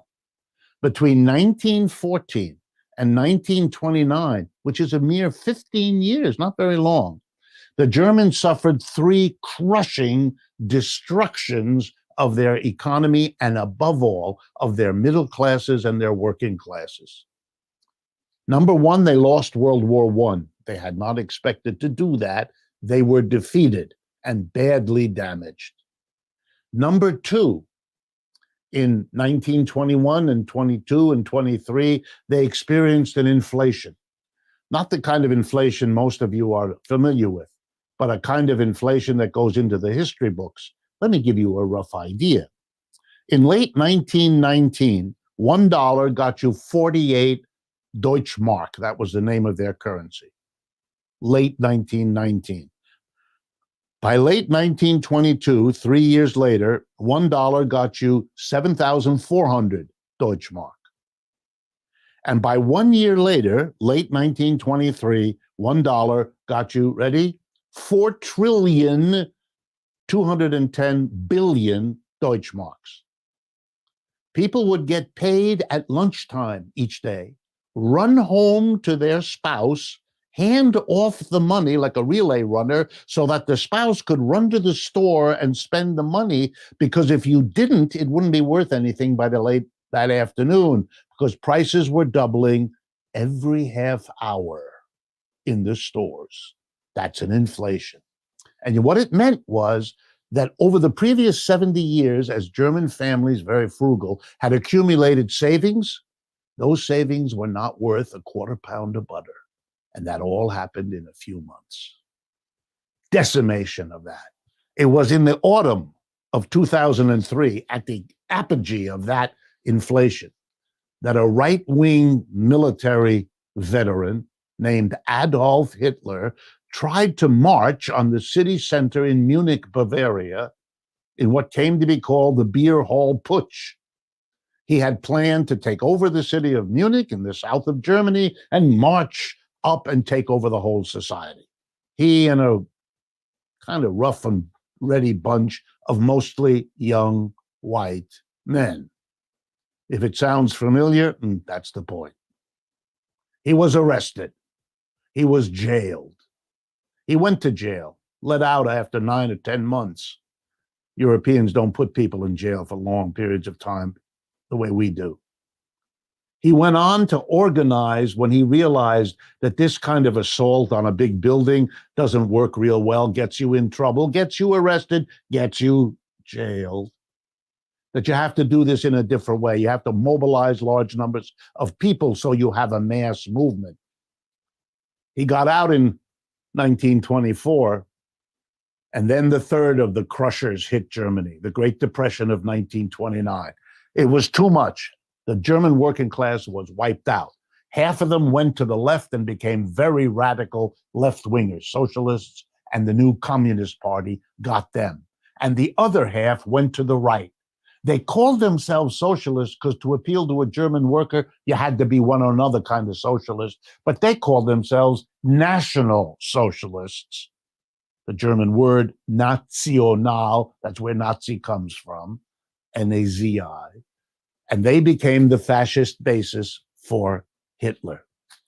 Capitalism was destroyed too. The working class, the vast majority, split into two. The capitalists suddenly confronted that they were a small minority. They had no mass base. They had to ally with one or the other of the two mass organizations of the people. They were scared of the communists and socialists, so they invited Hitler in to run the government, and the rest is the horror of Nazism in power, which destroyed the socialist and communist parties, killing large numbers, etc. Why do I tell you this story? Here in the United States, we have a similar story. We had a period of extraordinary economic growth going again from after the Civil War, about the same time as the Germans took off. We were not crushed in World War I because we were on the winning side, and we didn't have a terrible inflation in the middle of the 1920s. What we did have was the crash of 1929, and that did to the American working class something very similar to what those three crises did to the German working class. Crushed them, wiped them out. Read John Steinbeck's Grapes of Wrath, and you get the picture. And it shocked the American working class, and they did something that the Germans had done. They went to the left. They went to socialists and unions and Communist Party, all of that. And they got something remarkable. They got in the 1930s what the Germans had gotten earlier, a social welfare system. Social security, unemployment compensation, federal jobs, a minimum wage, all of that. And then World War II, the United States allied with the Soviet Union. It was a chance to respond, as the working class in America did, to the crushing of the Great Depression by demanding social welfare, demanding that the system give them job security or at least unemployment compensation, et cetera, et cetera. And when the war was over, the business community was horrified because it was taxes on corporations and the rich that paid for Social Security, unemployment compensation, and federal jobs. And they destroyed that left. The McCarthy period, the post-Cold War destruction, the demonization of everything on the left. And so you had a period when you could destroy the left, roughly 1945 to roughly 5 or 10 years ago, destroyed the left, had a bit of a boom recovering from the war, but capitalism did it again. It crashed. It crashed in 2008, the Great Recession, the subprime mortgage crash, and now it crashed again, even worse because we have a viral pandemic on top of it.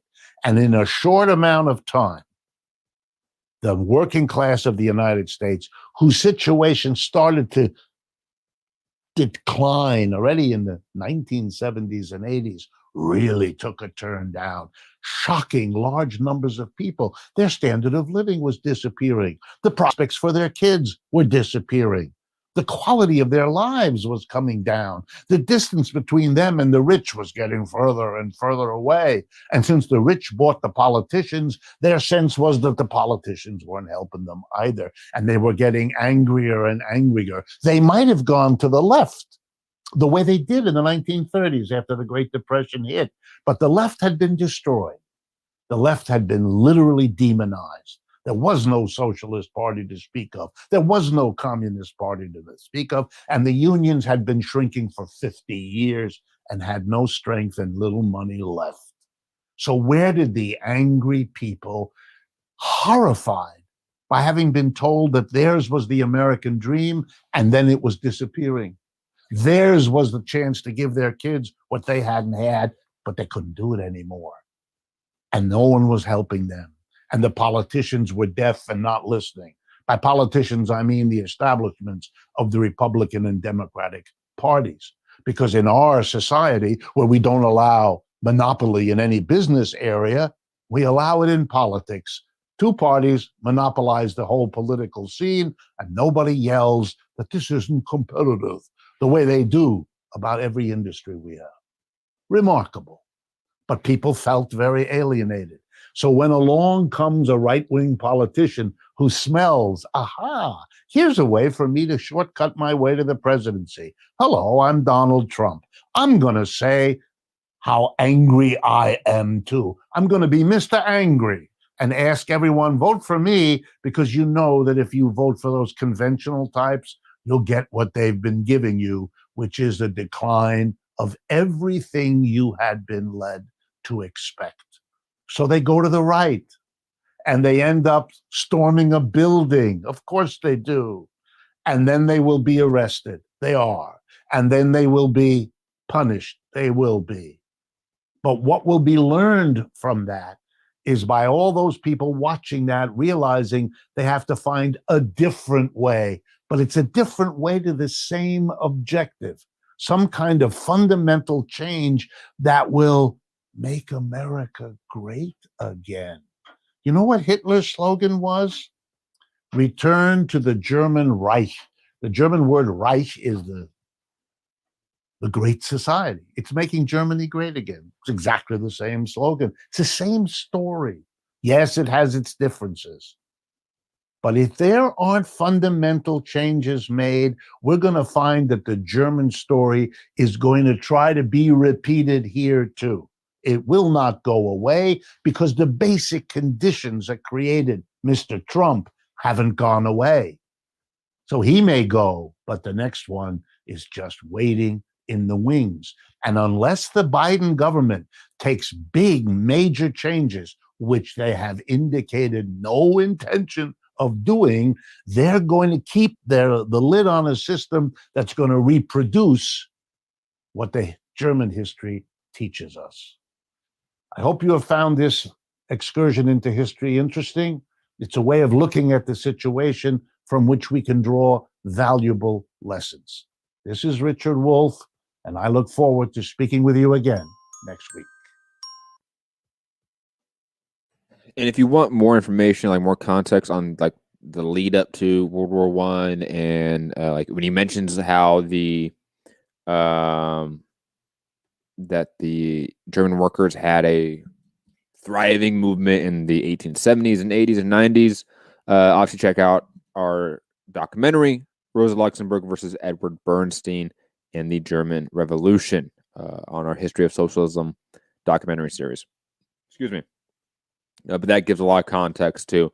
But then he would finish basically talking about the post-World War I era, the Weimar Republic, all that stuff. Also, obviously, Dan Arrows, 3 Arrows. He's done a lot of content about that era specifically. I highly recommend his stuff. I know we've played it before. I'm not going to play it now, especially since for most people that are probably watching, you're going to watch it again. But recommend that stuff as well. What was I going to play? I was going to play a...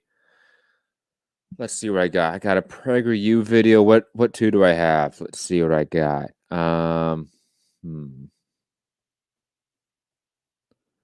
Capitalism or socialism? Which one is... Oh, no. This one's about to play. Stop that. Which one is more democratic? There are many in the West, Stop including... that. I got another one that just says capitalism wins by Nikki Haley. And this came out a few days ago, actually. The capitalism versus socialism one. Which one's more democratic? That one came out last year. Or maybe play the capitalism or socialism one because that one's a year ago. It has a 1.3 million views. So it's good to react to this bullshit. Good thing I took like some edibles before I started playing this bullshit. It's just the worst. The sad part is like there are people that like unironically like watch this content. Like they watch it to be like educated, and that's really concerning. Like on so many levels. Let's see how this is though. Why is socialism so popular? Less than 10 years ago, you couldn't refer to socialism in a positive way and hope to have a career in American politics. Wait, socialism. Did I play this one already? Anyone in the chat, let me know. If you're on Twitter, if you're on Twitch, whatever, let me know. Have I played this one already on the show? I feel like I have. I remember seeing this guy's face on one of these videos. Maybe it's on more than one. Now I'm concerned. I'm self-conscious. Have I played this video before? I'm gonna say I have. I think I have. Damn it. Because I remember getting very upset with this guy. I'm gonna play the Nikki Haley one, I guess. God damn it. Capitalism wins. What does that even mean? Wins what? Like oppressing more people? You win the oppressing people Olympics? Awesome, capitalism. See what it is. There are many in the West, including many who should know better, who find it difficult, unpopular, or just plain embarrassing to defend capitalism. I take the opposite view. We should double down on it for a very simple reason.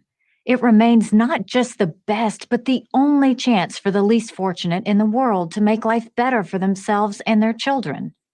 And the more we see of capitalism's rival, socialism, the more proof we have that capitalism is the way we want to go.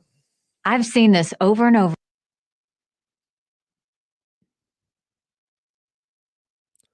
Like, name any socialist country. They have cut poverty faster than any capitalist country. Any.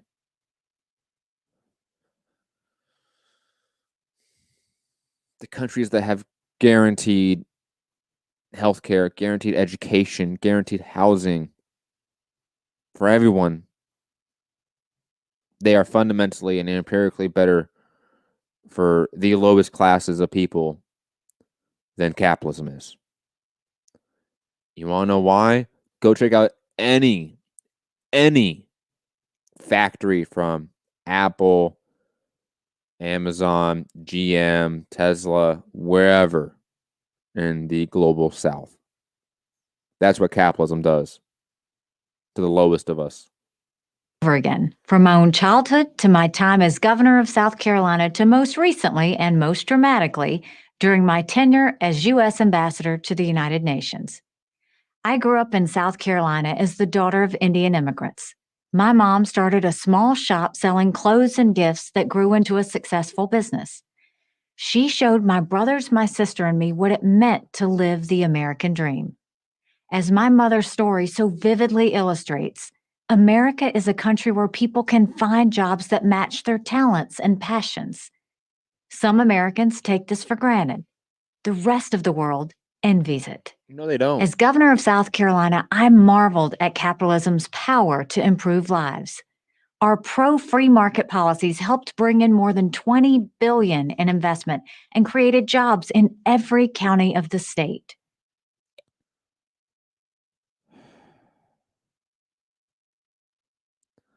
You guys, like, do you notice, like, when I talk about the differences of capitalism and socialism, especially like siege socialism, I mention like guaranteed healthcare, education, food, housing, like that stuff, right? Things that you need to survive. What did they mention? What's Nikki Haley's first thing that she mentions as like the success, the proof of why capitalism is successful in terms of like a metric, an actual metric, not an anecdotal story about why she believes in capitalism because her mom believed in capitalism or some bullshit. It was $20 billion of investment, capital investment. What is that? Like, that does nothing. You're not talking about poverty. You're not talking about improving literacy rates, improving,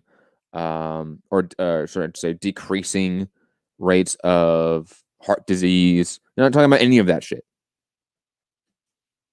Investment. And I mean, the jobs, this shit came out in 2021. This came out a few days ago. Jobs have been universally down for the last year and a half. Those jobs provide dignity and purpose. And as I often say, when you give a person a job, you take care of a family. During my time as the U.S. ambassador to the UN, I was reminded that not every country enjoys the same freedom and prosperity as America. More than 1.5 billion people still suffer under socialist regimes. Awesome. In 2018, I stood on the Simon Bolivar Bridge at the border of Venezuela and Colombia. I watched thousands of Venezuelans cross into Colombia for the only meal they might have that day. I held a beautiful baby girl.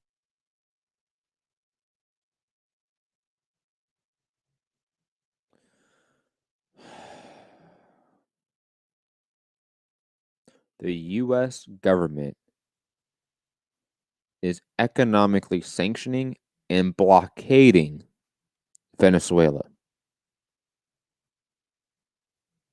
while asking Colombia to help them in regime change.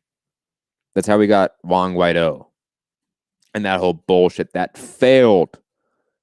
It failed so miserably. The U.S. attempted coup, Nikki Haley, that you were a part of, okay, that the UN and the entire international community says that your attempted puppet leader, Juan Guaido, was not the leader.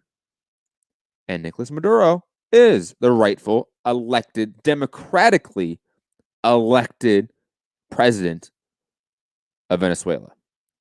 And if we stopped blockading, sanctioning them, and allowed them to have free access to world trade, then their economic prosperity would increase. But here's the craziest part. Even under that, infant mortality has gone down, poverty has been cut, especially under Hugo Chavez. So, I mean, just ridiculous. It just... Her mother told me all she wanted for her daughter was a future of freedom. They were one of millions of Venezuelan families whose lives have been destroyed by the country's socialist policies. No, by you. So imagine my dismay to find that socialism has become... You destroyed their lives. Okay, the economic sanctions by your administration that you worked for led to like 40,000 people being killed by COVID in Iran. Okay, you are the reason we have the economic plight, if you want to say, in these countries that are under siege. Okay, perpetual siege. You've been attempting to remove these democratically elected officials in the global south for decades. Sometimes you succeed and sometimes you don't. And guess what, Nikki fucking Haley? You didn't succeed. Twice. In Bolivia, the people rose up again. In Venezuela, the people already knew that Juan Guaido was a fucking puppet of U.S. and OAS imperialist sort of maneuvers. Okay, that's why they rejected them so quickly within their own country.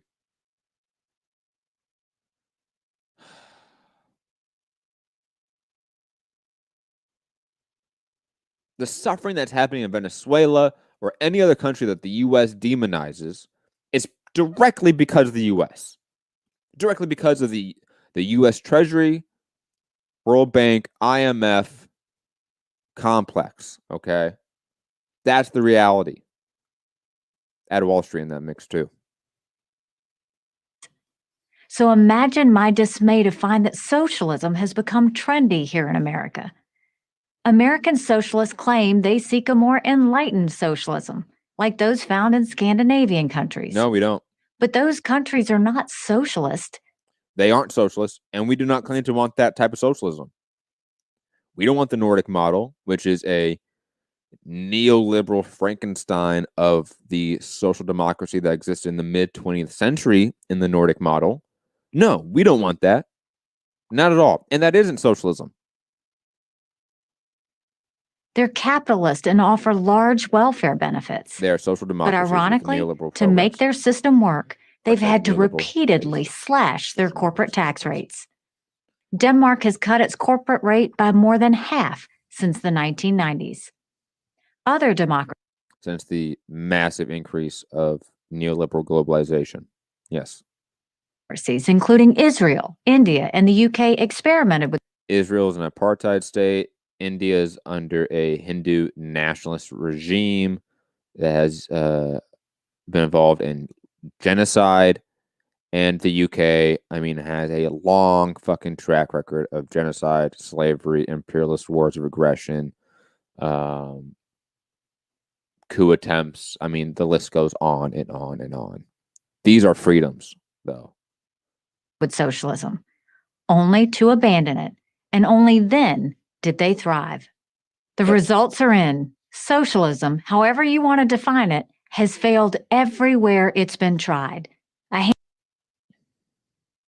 Cuba, a tiny socialist island that's been under economic embargoes, blockades, and coup attempts for 60 years.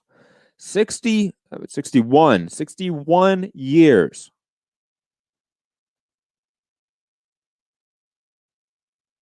And guess what? They have better healthcare than we do. They have better literacy rates. They live longer. The Cuban people are healthier and smarter than us because of guaranteed healthcare and education. That's why. That's not a failure in my eyes at all. A handful of elites sitting in a government office can never like imagine you're the fucking global empire, right? You're the reincarnation of Rome, right? That the Republicans always like talking about. And you still can't beat this fucking little tiny socialist country, this little tiny fucking island off 60 miles from your border. You can't do that? Really? Meanwhile, tens of millions are starving. Tens of millions are being forced to be evicted. Tens of millions don't have health care. No, but that's success, right? Where it's been tried. A handful of elites sitting in a government office can never outthink millions of business owners and consumers making millions.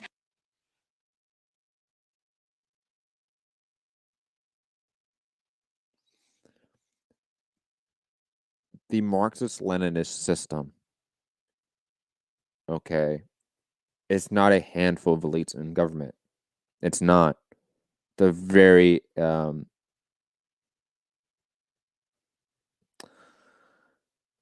was gonna say complex democratic system, but it's not really that complex if you just look it up.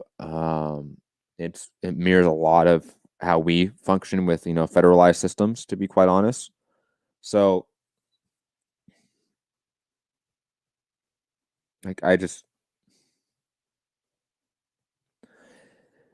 but no, I mean the Jeff Bezos and Bill Gates. Let's let them decide policy.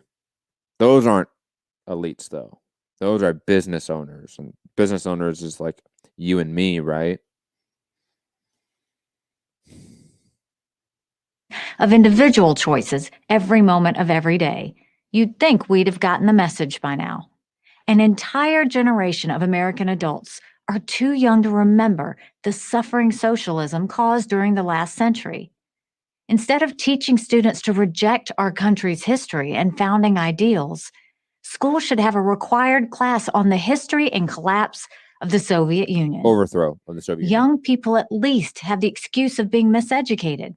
But what does one say about corporate CEOs who give in to social trends rather than standing up for a system that their own businesses and workers depend on? Name a person. I'm talking about advocates of so-called stakeholder capitalism, a philosophy that retains the word capitalism, but abandons its meaning.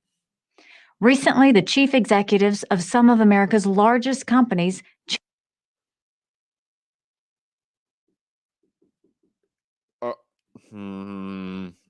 Are they really doing the no? What's happening in our capitalist country isn't really capitalism. It's actually socialism. Jeff Bezos is just like Fidel Castro, everyone. Are they really about to do that?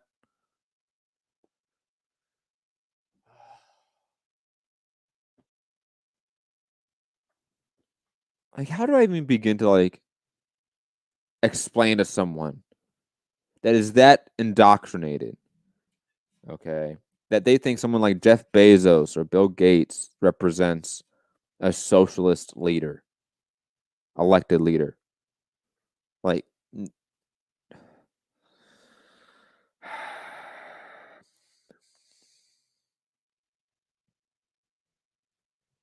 damn, it's the fucking memes, man. Like they just they just literally like do the memes in real life, and it's too much. It's too much sometimes. America's largest companies changed their self-definition.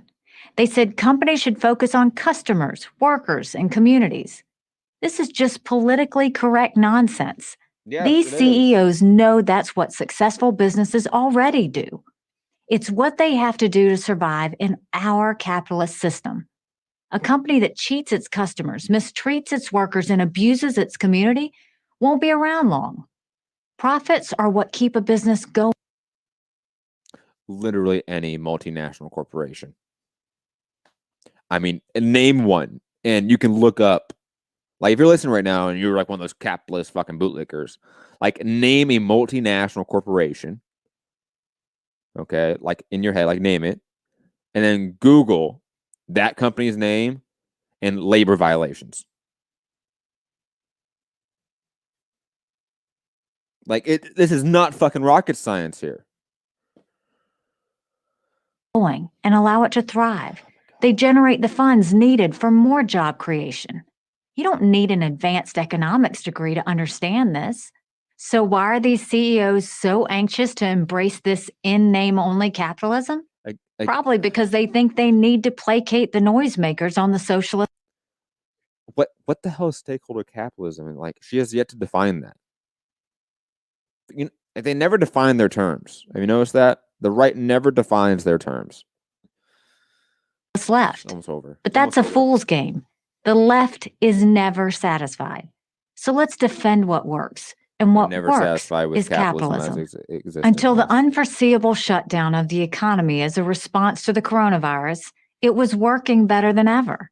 Unemployment was at a 50-year low. Wages were rising at the fastest rate in a decade. More women and minorities were working than ever before. Poverty was at a record low in America. Let's get back to that as quickly as possible. There's only one way to do it. What do we see though in the pandemic? Billionaires got, I mean, cumulative was like $3.9 trillion richer, while the working class went $3.7 trillion poorer. We got $3.7 trillion stolen from us by the ruling class. That happened during the pandemic. I mean, the December job loss was a net loss for only women. I mean, we just did the economic update with Richard Wolff, right? Like, the entire summer, the Latino community lost more jobs than anyone else. Like, what are you talking about? Like, nothing this person says is grounded in anything factual. Capitalism. I'm Nikki Haley for Prager University. Capitalism. Thank you for watching this video. To keep PragerU video. No, don't help them up. We haven't been playing these yet, and I feel like I should have. You know, shame on me. But the Gravel Institute, which is being created by, what was his name? I forget the guy's name. Something Gravel, of course. Has been created to counterbalance the PragerU model. So there's basically doing the same thing, but from the socialist lens. So let's watch one. We're gonna watch. Which one are we gonna watch? About to play. Stop playing.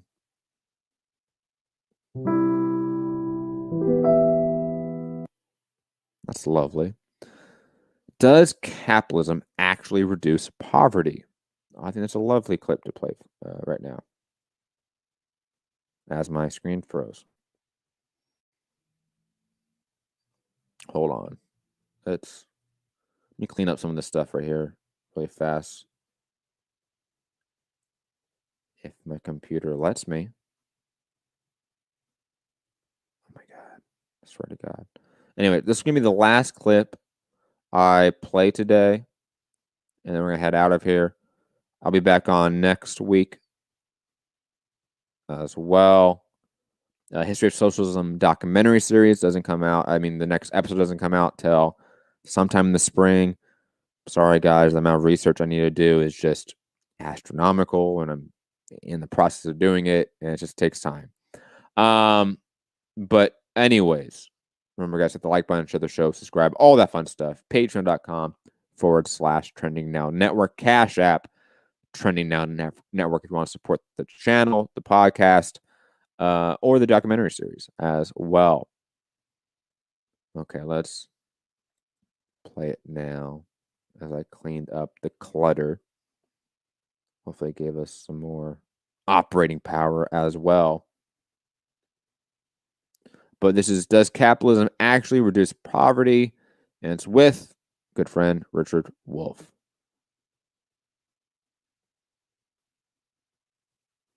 As I slowly get it up. Pause. Here's something you hear a lot. Say what you will about capitalism, you can't deny it's lifted people out of poverty. I hear that all the time, especially when I'm talking about rising inequality and the vanishing middle class. The rates of extreme poverty, we are told, have plummeted under global capitalism. We are told that global capitalism has cut poverty by as much as 80 or 90%. This reminds me of my mother. Whenever I ranted about how bad the situation was today, she would tell me how much worse it had been before. Be grateful for the improvements, Richard, she would say. I wasn't convinced then, and I'm not now. These champions of capitalism are slick, I'll give them that, but here's why they're wrong. Their clever math comes from how they define poverty. According to the World Bank, anyone making under $1.90 a day is considered poor. Everyone else is okay. But that number isn't actually based on the living costs of any actual person. It's totally arbitrary. Could you live on $1.90 a day? The United Nations doesn't think so. They say everyone would need at least 4 times that, $7.40 a day, to get the absolute minimum for, quote, basic nutrition and normal human life expectancy, end quote. Using this more realistic number, the number of people in poverty has actually increased over the last 4 decades to a whopping 4.2 billion. Poverty has gone up, not down. But hey, at least the proportion of people in poverty has gone down, they might say. But what's actually the reason for that? Was it really capitalism that was our knight in shining armor? As a matter of fact, almost all of that reduction in poverty has been in one country, China, not in the countries where American-style capitalism was exported.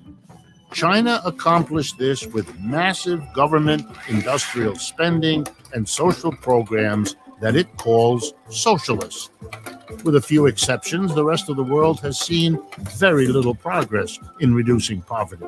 If you exclude China, then not only has the number of people in poverty increased, but the proportion of people in poverty hasn't fared much better, ticking down a measly 5.4% over 40 years.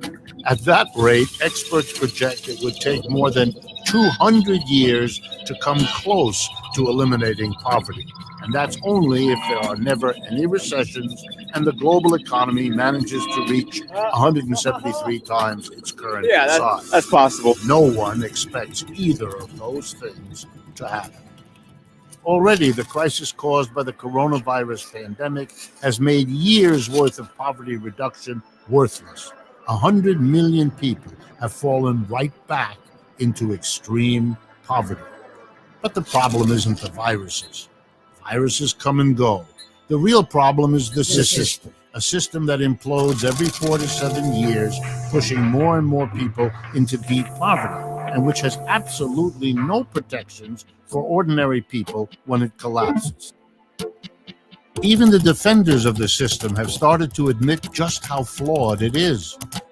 The World Bank itself now says that reducing inequality by just 1% a year would lift more people out of poverty than increasing economic growth by 1% above current forecasts. That's not to say some things haven't gotten better, but where they are, it's because of ambitious government programs. That's why Cuba, an avowedly socialist country under a decades-long embargo, has a lower rate of infant mortality, a higher life expectancy, and a higher rate of literacy than the much wealthier United States. And that's also why the countries with the lowest poverty are places like Denmark and Finland. It's no mystery. No advanced economy has ever achieved low poverty rates without high levels of government social spending. And the fact is, capitalists have always fought against those policies, against progressive taxation, against minimum wages, against social welfare programs, against union bargaining. Poverty has been reduced not by capitalism, but in spite of and against capitalists' opposition. So it's not just that capitalism doesn't fix poverty. It plunges more and more people into desperation so that the system can survive. The rising number of people in poverty can attest to that. And despite what the inaccurate statistics might suggest, as long as we have a system designed around profit, that won't change. This is Richard Wolff, professor of economics at the New School University for the Gravel Institute. Sorry, Gravel, not gravel. Everyone, obviously subscribe. Gravel Institute, putting out some good work. That was actually really good. That's the first video I watched of theirs. I wanted to watch like the first time I watched one of theirs, like on the show. That was like really well done. I was really like engaged by that. The music was great, way better than PragerU. Like blows that out of the water in terms of quality. Anyways, ladies and gentlemen, I will be back next week. Hope everyone has a fantastic week out there. Stay safe, and remember, at all times, fuck the police, free Palestine, abolish all states, and let's dethrone and dismantle capitalism, guys. It's up to us. Stay active in communities. If there's any like takeaway you can have from what I was talking about with Fred Hampton, is that, especially like, think about his story in his speech about Huey Newton and Bobby Seale and how they came together and how they inspired the people. It's about putting up a stop sign on an intersection because people were getting hit by cars. It's a very insular community issue that led to that massive national organization, that massive movement. Right? Look inside your community. What is the one thing that's an issue? Bad roads, cops harassing people, poor infrastructure, lack of schools, lack of hospitals, whatever it may be. Figure out what your community needs. Okay? And then organize that community. Direct action. If the state won't appeal to your grievance as a community, then you solve the issue yourselves. I think that's the direct lesson from Fred Hampton. Another part of what he talked about is like, theory and practice. Like, you need both. Read and organize. Let's get educated. Let's get organized. We are a collective force that can change the entire world. Don't forget that. Like I said, fuck the police. Free Palestine. Have a good one. Peace.